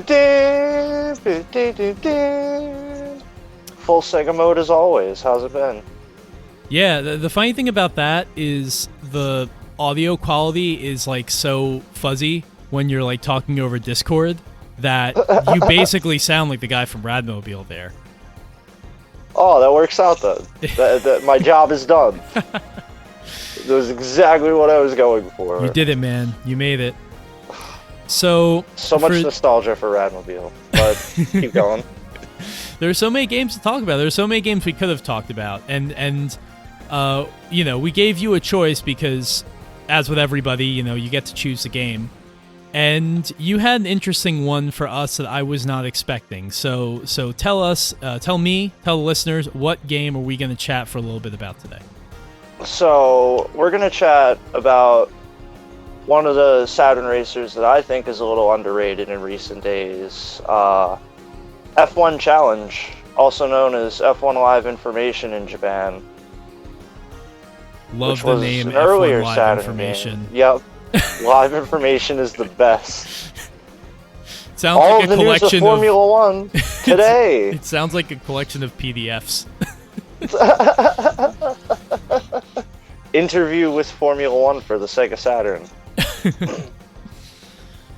Right. But So no, I know F1 Challenge was a game me and you had played, and I have huge nostalgia goggles for F1 Challenge, and I could just always talk about it. it's a hidden gem on this system, you know, the Saturn. I think the Saturn has its reputation for really being a racing game fan system, and honestly, I don't really know if I totally agree with it, having played most of the games, because most of them are not, you know, you think like, oh, Sega Rally, but it's like they're not all at like Sega Rally caliber. But Now, have you played most of the US ones? Have you played any of the import ones? I've played some of the import ones. I've played I've played Gale Racer, aka Radmobile. I've played Okay. I've played the one of the 2Gay games, the sequel to like 2Gay King of Okay, Toge Spirits. King 2. I played whatever the hell the other one that's not Toge King, but like the Wangan. other series. Oh, is it Yeah, the Shitoku? Wangan, the Genki games, Shitoku. Yeah, I guess it was Shitoku like 97 or something like that. They Yeah, have yeah, weird yeah. names. Tokyo Highway Battle. Yes, That one's yeah. basically Tokyo Highway Battle. Yeah. I don't know. I find that they're very hit or miss. You know, there are games that they always seem to not be quite there.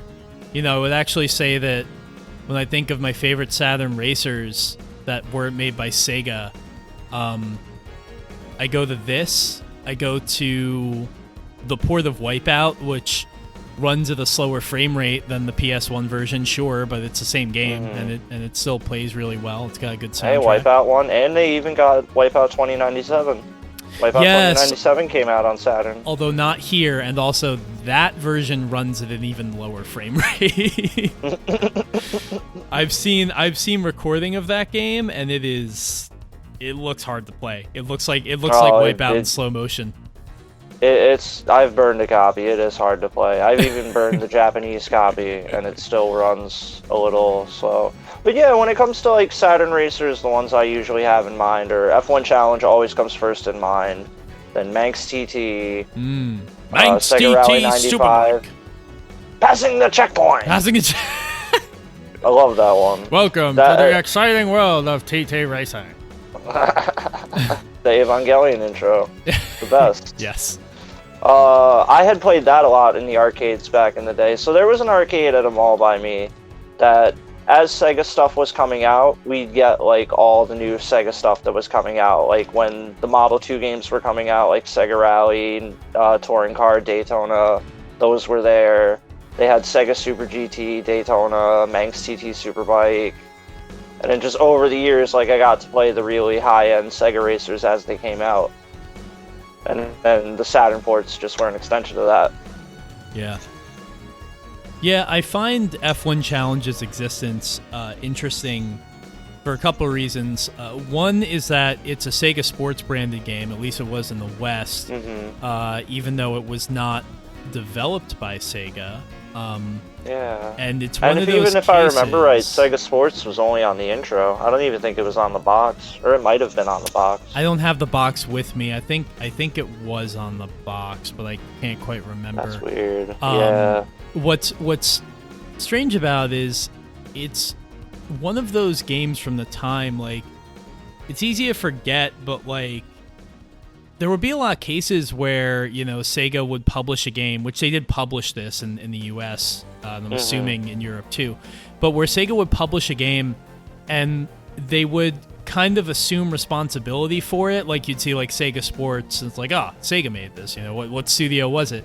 But it wasn't Sega that was behind the development of this. And it's really hard to find out who it is, because it's not Entirely in listed the anyway. game Yeah. listed. It's not, I don't know if the game even has credits. It's not on the box. But from the research I did years ago, because as it turns out, if you look up F1 Challenge online, I think the first two results are both you and I, because I think we're like the only people who have ever written about this game. And I did for a very old blog that also has a name That's time true. extend. And you did for Sega Nerds. And Yeah, I did back when we were Sega Nerds. That was like one of the. So me and Chris, our editor, we've always like talked about, what would be good coverage for this month or next couple of months, and we'd like plan out those racing game articles. And just one week, I had started replaying F1 Challenge, and I'm like, you know what? I think this game might be like really high in there for terms of like Saturn racers, and I just had to write something about it. Yep. Like just a love letter to F1 Challenge, if you will. Yeah, and like I said, if it wasn't for us, this game would be totally lost to the ether. So everyone thank us. No. Well, you know what I find funny is that I tweeted you out in that video of the intro, and then somebody responded like, "Oh, is this the same one on PlayStation?" Yes. And I just instantly, we have things to talk about. which is very funny because that's the other reason. So to finish what I was saying at first, like the developer for this game was a company by the name of Bell Corporation, which you wouldn't know from anything else. As it turns out, Bell Corporation was an earlier iteration of what would be known as Imagineer. And the Imagineer, MRC Imagineer is responsible for MRC. They're responsible for GT64 Championship Edition, I believe, as well. Yep. And the Imagineer they are good fucking shit. I don't know. Shout out to an Imagineer title I really love. I'm sorry to cut you off. No, but it's fine. GT Racing on the Super Famicom is a really fun Imagineer title that I've always gone back to. They published a couple games in the Super Nintendo, Super Famicom era, and they were mostly like sports car racing games, but GT Racing's pretty fun. It's Mode 7, and you get to drive like an Alfa Romeo 155 and a Supra and just like crazy consumer cars. Okay. That's cool. I know they did other stuff. I know they did a lot of stuff for Nintendo platforms, but since I don't really have much experience with the SNES, I haven't really played it. But yeah, they seem to be, it's funny because like with MRC, right? It was them and Genki, and I don't know, I think it was them, what Genki, the under-over was on them. Yeah, and it was them, Genki, and Ocean was the publisher. So yeah, I don't really know how much they lent to that versus Genki, but then with GT64, it was Imagineer and Ocean again. So clearly Imagineer and Ocean had some kind of relationship, and Ocean was... for the longest time, I didn't know anything about them, but they're British, so I guess, like, British company finding the best racing games coming out of Japan, it makes sense. Ocean had a lot of deals with a lot of different companies to publish racing games. I know they published a couple of the V-Rally games on Game Boy and other stuff like that. And you have companies like Titus releasing Lamborghini. Titus. But yeah, that shocks me how that like I didn't do as much deep diving as you did into this, because this is the first I'm hearing Imagineer had anything to do with Bell Corporation. Yes. I just knew it as Bell Corporation. Yeah, I don't know. Now I'm looking at an article that I wrote 10 years ago, which is crazy. And yeah, I seem to think that they were related. I wouldn't have made that up, but I can't give you the source on where I found that 10 years ago. Fair enough. Hey, that's more of a source than I have. I'll take it. But yeah, so anyway, like Bell Corporation, which may or may not be related to Imagineer. The other interesting thing about this game is that you might wonder how there was an F1 game on the Saturn while there was also an F1 series on the PlayStation. And, I mean, it doesn't always work this way, but a lot of the times you have exclusivity deals with licensed, sports organizations and stuff, right? You do. As it turns out, and I mean, this isn't really hidden. It's right there on the box, actually.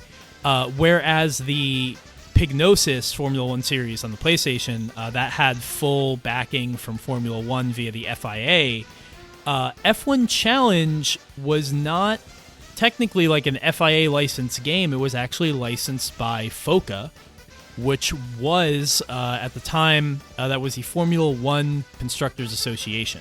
So it's almost like how there were some, I can't remember exactly what sports there were, but in the 90s, and I feel like the early 2000s, sometimes you would have like a baseball game, right? It's like, this isn't licensed by the MLB, but it is licensed by the MLB Players Association, which is very strange, but that's how they were able to get a couple of cars, licensed F1 cars in this game, and drivers. You don't have the full grid to select from. You don't have all of the tracks. And even though they use the F1 name, there's no like official F1 logo or anything like that in the game. But it's just interesting how they were kind of able to find a loophole to get some licensed F1 content in there. Oh, definitely. It makes me wonder if it worked out easier for the Japanese version to get the license than the US one, and then they just brought it over eventually. But yeah, you only have 3 of the courses, and the other 3 courses, I like to say, are in a weird type Ridge Racer format where they're all interconnected. Yeah. And I think you'd agree with me on that. But yeah, surprisingly, a lot of licensed content for a small arcade Formula One racer. Originally exclusive for the Saturn. Right.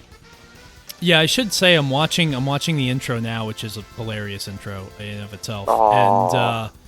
And there is an FIA Formula One Championship logo in the intro, but that's the only time you ever see it. And it's just, it's a strange game because, yeah, what they basically did was like, if you want a full F1 simulation for 1996 or whatever year this came out, the PlayStation versions of the PlayStation F1 games are kind of where it's at. They have all the tracks, they have even the graphics, the official Formula One graphics from the time if you were watching on TV. They have all of the cars, all of the teams, all of the tracks. But if you want like a more arcadey experience, this was it, because you had 6 drivers, 6 teams. There were 6 tracks, but as you say, 3 of them were made up and also kind of shared elements of each other. And the game also isn't, I wouldn't say it drives very, very much in an arcadey way. It's not hard. It's a pretty forgiving, especially compared to a lot of Saturn racers that had kind of janky physics. It's just a very solid, consistent experience, and there's not a ton to it, but there's just something cool about, especially like going to a track like Hockenheim the way it used to be, or going to Suzuka, getting in like Schumacher's Benetton from whatever year this was. I think it was 95, and going for a drive, and it's kind of like you wonder how many.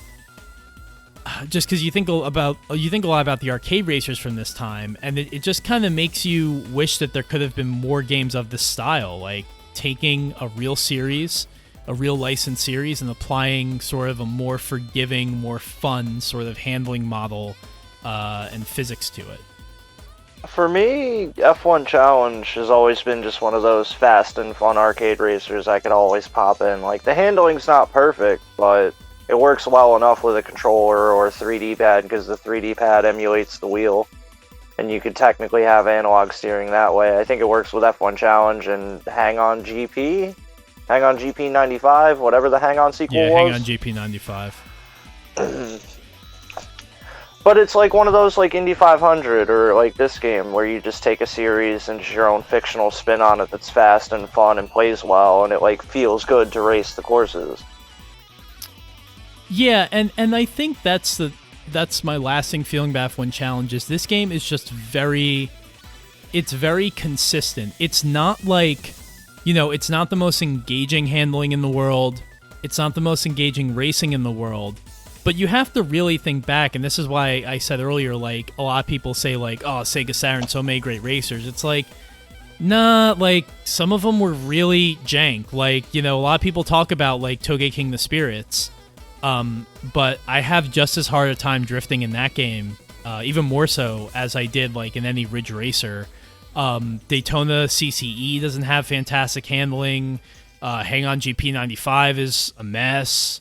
There are lots Sega of Touring Car. Sega Touring Car is a mess. There are lots of games that are just hard to enjoy because you just don't know how the car is going to react. The physics aren't really solid. Not every game certainly can be Sega Rally 95. And so the thing about F1 Challenge is like, okay, it's not the most exciting game in the world. However, you always know what the car is going to do. It's very straightforward. If there's ever an issue with, I don't know, if you ever make a mistake, you never blame it on the game or the physics. It's all right there for you. The only thing I feel that I blame myself when playing F1 Challenge is accidentally turning on the rear view camera and having the game run at 10 frames per second. But otherwise, I can always get down with F1 Challenge. Like, I could sit down, I'll put it on hard mode, and I'll just, alright, let me run through Suzuka, Monaco, and Neo City, like, medium. And, like, the original courses are fun to race, too. Like, the second one where you go under the bridge through that tunnel in the mountain, it just has, like, that virtual racing vibe of, like, Big Forest or Bay Bridge. And it's, like, essentially, I feel like, I don't know if this would be a weird way to call it, but it's basically Ridge Racer for Formula One. Yeah, like, I mean, there's Ridge like Racer no 1 was for a Formula One game. Yeah, there's no like drifting or anything like that, but in terms of unless you let yourself lose grip. Yeah, it's true. But yeah, it is, especially when you're driving those Neo City tracks. It's funny you bring up the rear view mirror because that is something I wanted to bring up as well. And basically, there is this. You can't even really call it a rear view mirror because while it is that, it kind of takes the appearance of more of a picture-in-picture in the top right corner of your screen. And it takes up a lot of space. And unlike a lot of games that would have rear view mirrors, the rear view mirror in F1 Challenge, they really don't cut down the level of detail between what is in front of you and in the main screen and then what's in the rear view mirror. So the game is essentially like rendering the same thing twice, and because of that, the frame rate literally gets halved consistently. Just cuts instantly. Yeah, and you can't, there's no moment where it goes up and approaches like the regular frame rate. So like while there is a rear view mirror there, you almost never want to use it. And what's also weird is that in F1 Live Information, it wasn't a rear view mirror. It was more like a TV camera, like the PlayStation Formula One games. I don't know if you knew that. I did not know that. I actually haven't watched any footage of F1 Live Information, just F1 Challenge. Well, yeah, I guess that's where the name comes from. At least I would think. Because if you hit the rear view button in that version, the little picture-in-picture window that pops up is more like a camera around your car than a rear view like it is in the US, and I would assume the European versions. I haven't played the European one. I've only played the US one. And a little bit of the Japanese. A few things about the F1 Live Information portion. That version of the game, that Japanese release, had a very TV-centric focus because it was actually something kind of skipped over earlier. The way that they got the Foca license was through Fuji Television, and even up until I'd imagine that. Even up until like probably 2008 or 2011 or something like that, if you ever watch like the Japanese Grand Prix, it was the one race a year that was actually not produced by FOM, Formula One Management. Yeah, it was produced by Fuji. I mean, you have the same whatever commentaries you normally have, but in terms of who's on the camera filming, it was always Fuji TV. Somehow, their agreement with the FIA or with FOM, they were able to retain that for a number of years. And then, to my understanding, that's not the way it is anymore. But well, that I feel. Yeah. See, so a trend I know of in Japan is Japanese Formula One games, like Human Grand Prix and F1 Grand Prix and such like that. A lot of those, I feel, didn't get the full Formula One license, but got as much as they could license through Fuji. That's how it would work out business-wise. Yeah, that would make sense. And it was really a power play for them to be able to use the F1 license as they kind of pretty much as they wanted. Another aspect to the F1 Live Information version of the game is that, like you're saying, and I'm watching a video of it now, you have the picture-in-picture, which is not the rearview mirror. It's showing the car from above, essentially. And you also have commentary. I'm assuming that the people who are providing commentary, I'm actually not listening to at this moment, I'm assuming they're probably Fuji TV personnel, maybe people that, F1 fans in Japan would recognize at the time. But that is another aspect of the game that was cut. And there even appears to be, and I was not aware of this, there's a Grand Prix mode in the Japanese version of this game.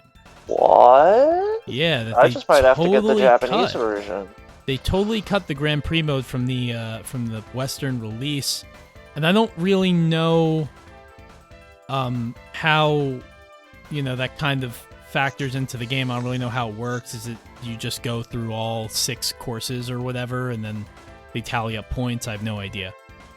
But lots of things cut. I might have to look into that, because that is a lot of content for this game that surprises me. Like, I know it came out as just budget arcade racer for the most part. It definitely gives it a little more context and makes you realize, like, okay, so that's why there's like an endurance racing mode in this game, and that's why there's like tire wear loss or tire, grip loss. And even then, the races pitting. are kind of long for an arcade racer. I mean, 8 laps. It does get a little long. Yeah. My bad to cut you off. No, it's fine. A couple other interesting things. In the Japanese version, they renamed Neo City. Well, I guess this was the original name. Instead of the Neo City tracks, they're called Sega Motorsports Land. Or Sega Motorland. Yeah, very, very interesting. There's a lot of this I did not know. A lot of this You know what that makes me think? I feel like there's just this weird Sega, like, Formula 1 quadrilogy, so hear me out here, of Super Monaco GP, and then the deal they worked out with Senna and Formula 1 for Monaco GP2. Then there was F1 Exhaust Note and F1 Super Lap. And this game. Like, the Formula 1 Sega connection just goes deeper and deeper, don't you think? Yeah. Well, they were sponsoring the race. Was it the 1990? Well, it was Senna. Senna was still there. So I think it was the 93 European GP at Donington, where they had the Sonic Trophy. So, yeah, Sega definitely had a close relationship with F1, obviously had a close relationship with Senna.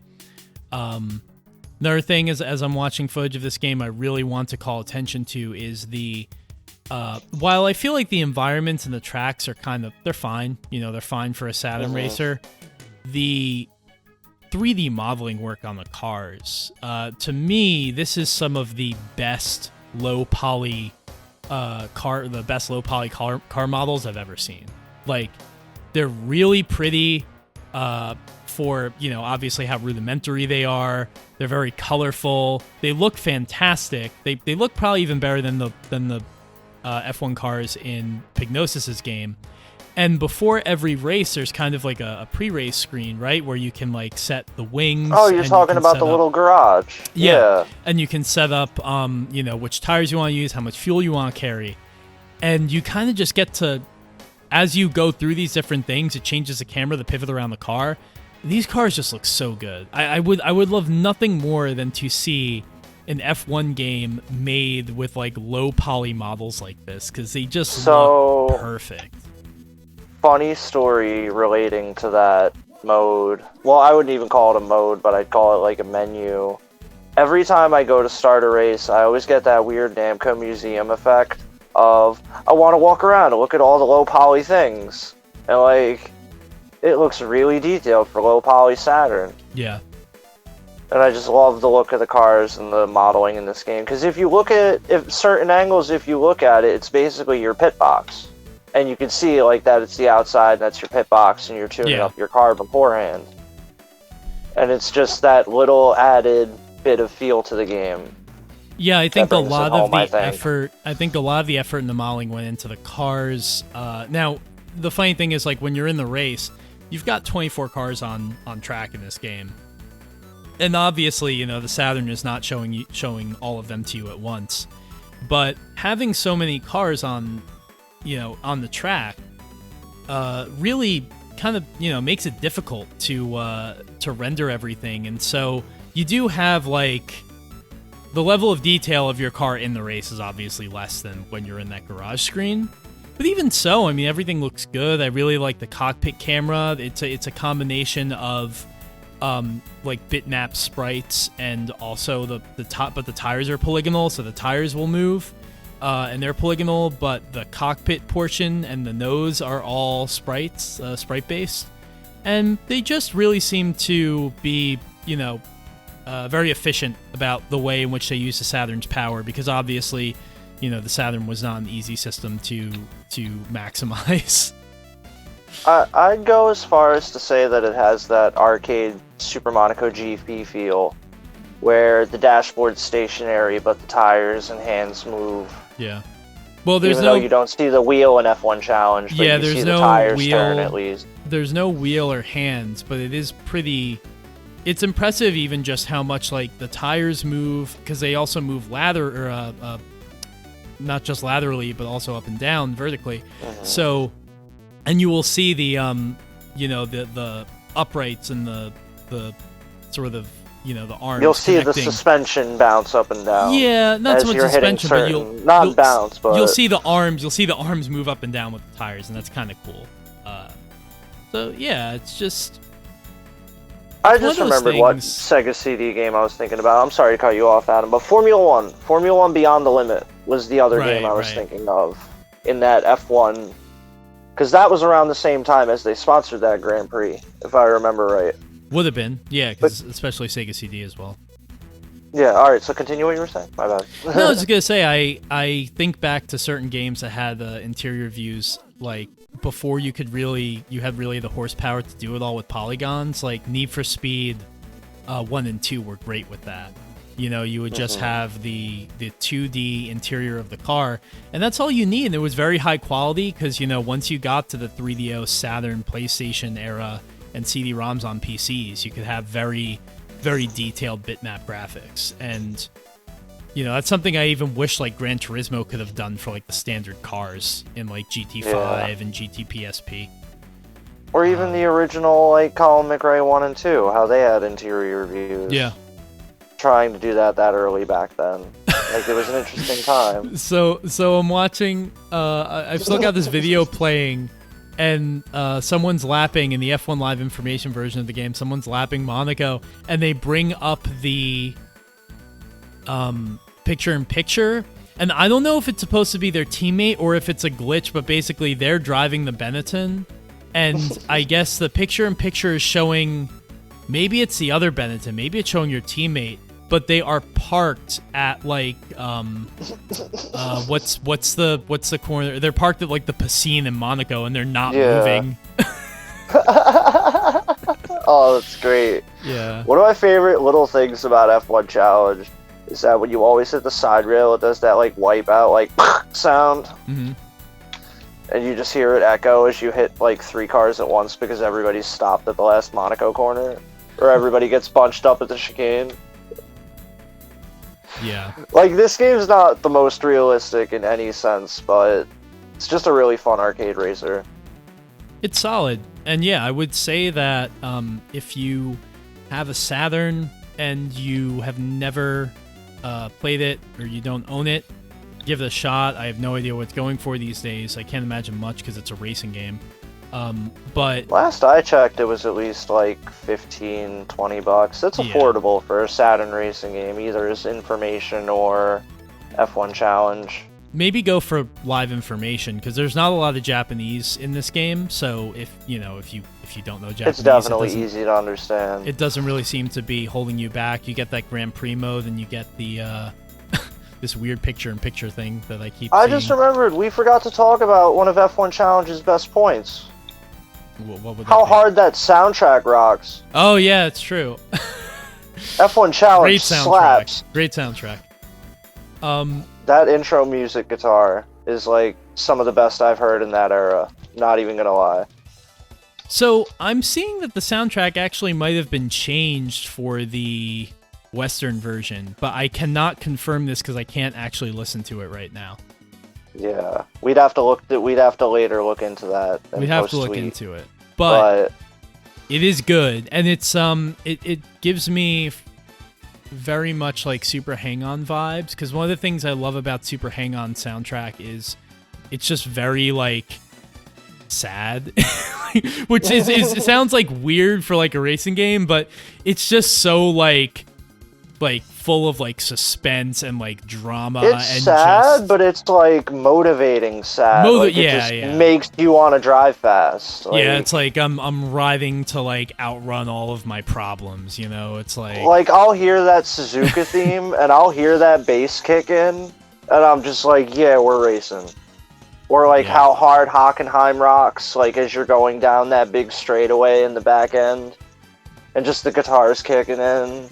I think the Hockenheim song is my favorite in this game. It's just it totally, it's just all of these songs have this driving element to them. They're very forceful. They're rock, but they're not dumb rock. There's something to this soundtrack, and that's why I draw a parallel with Super Hang-On. Just very like, it's like I'm racing, I could die. I've seen some things, man. I've lost some friends, but this is my life. I have to keep going. That's a feeling I get from the F1 Challenge soundtrack. Oh hell yeah! But you also like that rant you went on a little bit made me think of Driven, and now I'm just thinking, I drive the Formula 1 car. I drive a Suzuka. It's fine. Well, thankfully, there's no Sylvester Stallone in this game, but there is Mika Hakkinen and John Lacey. John Lacey, who almost looks like a French Sylvester Stallone in a way. A little bit. Yeah. There's Ukyo Katayama, and there's the blue and white Yamaha Formula 1, which I love. Yeah, because you cannot have a Japanese F1 game without a Japanese F1 driver in it, even if he's nowhere near as accomplished as the other 5 drivers in the game. Oh, of course. But the other 5 drivers are pretty rounded out. You got Mika Hakkinen, you have Alesi, you have David Hill, I believe. Yes. Schumacher. Ukyo Katayama. Schumacher rounds it out too. Young Schumacher. I think it's actually 5. Yeah, it's 5. And then you have the 6 tracks. Pretty sure it's 5. But if you look at the computer cars, like they design all the computer cars like the other teams. Yes. So you will see like it wasn't Red Bull because it was the team that Red Bull would later take over, but you will see the Red Bull livery car from like 95. You will see other cars on the grid that actually are from actual teams. Yeah. A lot of detail went into the presentation. The little Mobile 1 can on the Hockenheim Straight. In its low poly fashion. One of the things I love about the way that they model the tracks in this game is that there is basically empty space between the road and the guardrail, and then like where the grandstands are or where the infield is. The floor is just the void. The floor is it's just whichever was it, VDP2 I think did polygons and VDP1 did like your backgrounds. It's just VDP2 basically makes the road and the car and some grandstands, and then the rest of the world is just whatever the 2D processor generates. It's like Sega Rally. You're stuck on Formula 1 Island. You can't get off Formula 1 Island. Yeah. Yeah. It's great. Yeah, so I mean that's pretty much everything I got to say about F1 Challenge. I'm glad, one of the great things about doing this this little series for episode 50 is that we're talking about some games. Well, one of the games we talked about was Gran Turismo Sport, but we're talking about two games in particular that I don't think really would probably ever get their own episodes. So it's cool to do like a mini show, just chat about F1 Challenge. Yeah, I would say unless we did like a big Sega F1 extravaganza, we wouldn't really talk about F1 Challenge often, as much as we love it. Yeah, it's a good addition to the Saturn, the Saturn racing game, third-party racing game grouping, which is, as we've said, hit or miss. But I think, especially if you're only spending $15 on this, I mean, when I got it, it was probably 10 years ago, and retro game prices were not what they are now, so I think I only spent like 10. But yeah, about the same. Saturn prices have been up and down lately. Everything's been up, and especially with the pandemic. That is true. But give it a shot. Everybody's trying to get all those Saturn games, but hell yeah, give F1 Challenge a shot, or get F1 Live information. Inform yourself. Inform yourself with F1 Live information. All right, well, thank you so much, Jason. It's always a pleasure, always teaching me something about the Sega racing game I didn't know. Oh, not a problem, Adam. I mean, glad to know we share the same roots on Ridge Racer. I'll be sure to forward along everything I've learned to Brendan, because I don't think. Oh yeah, we need to get Bren F1 Challenge. Bren needs to play F1 Challenge if he's played Formula 1 games. Dude, that guy's got a list of games I keep trying to get him to play so that we can do shows on them. So he's got to get through that first.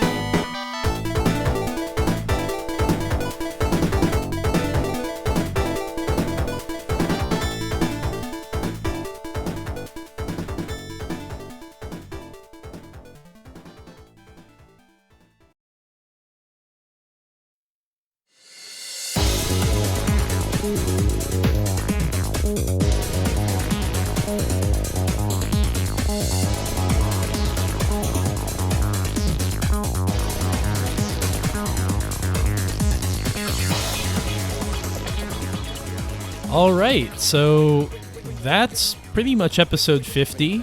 You heard from all three guests. Got to talk about a couple, different games. One of which, Gran Turismo Sport's a game that has come up in conversation a lot. But yeah, I agree with Paul. It doesn't get enough credit, and certainly if you haven't played the other two, go do that because they're both interesting games in their own right. Although I don't know how the hell you would get a copy of Toge R because only Andrew is crazy enough to seek out Japanese Xbox import. Yeah, for any queries related to getting a hold of that game, please tweet every single day to @AndrewElmore on Twitter. I'm sure he'll really appreciate the constant berating to get a copy of that game.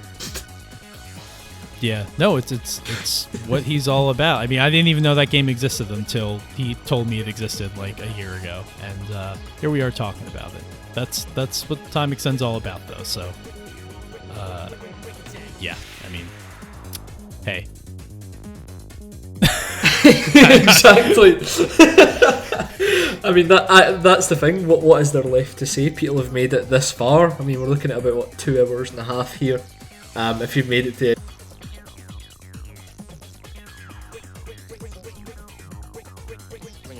Yeah, and I guess with that, I think the one thing left to say is just thanks. Thanks for following us, thanks for listening to this, thanks for supporting us over the years, and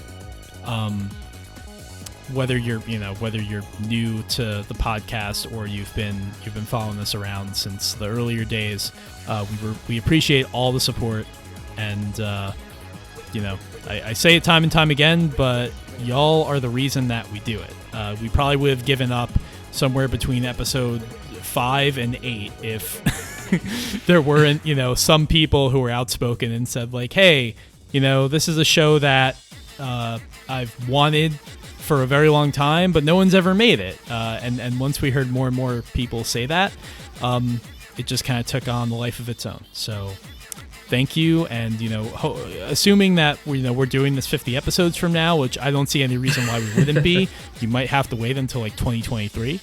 But, look forward to the next 50.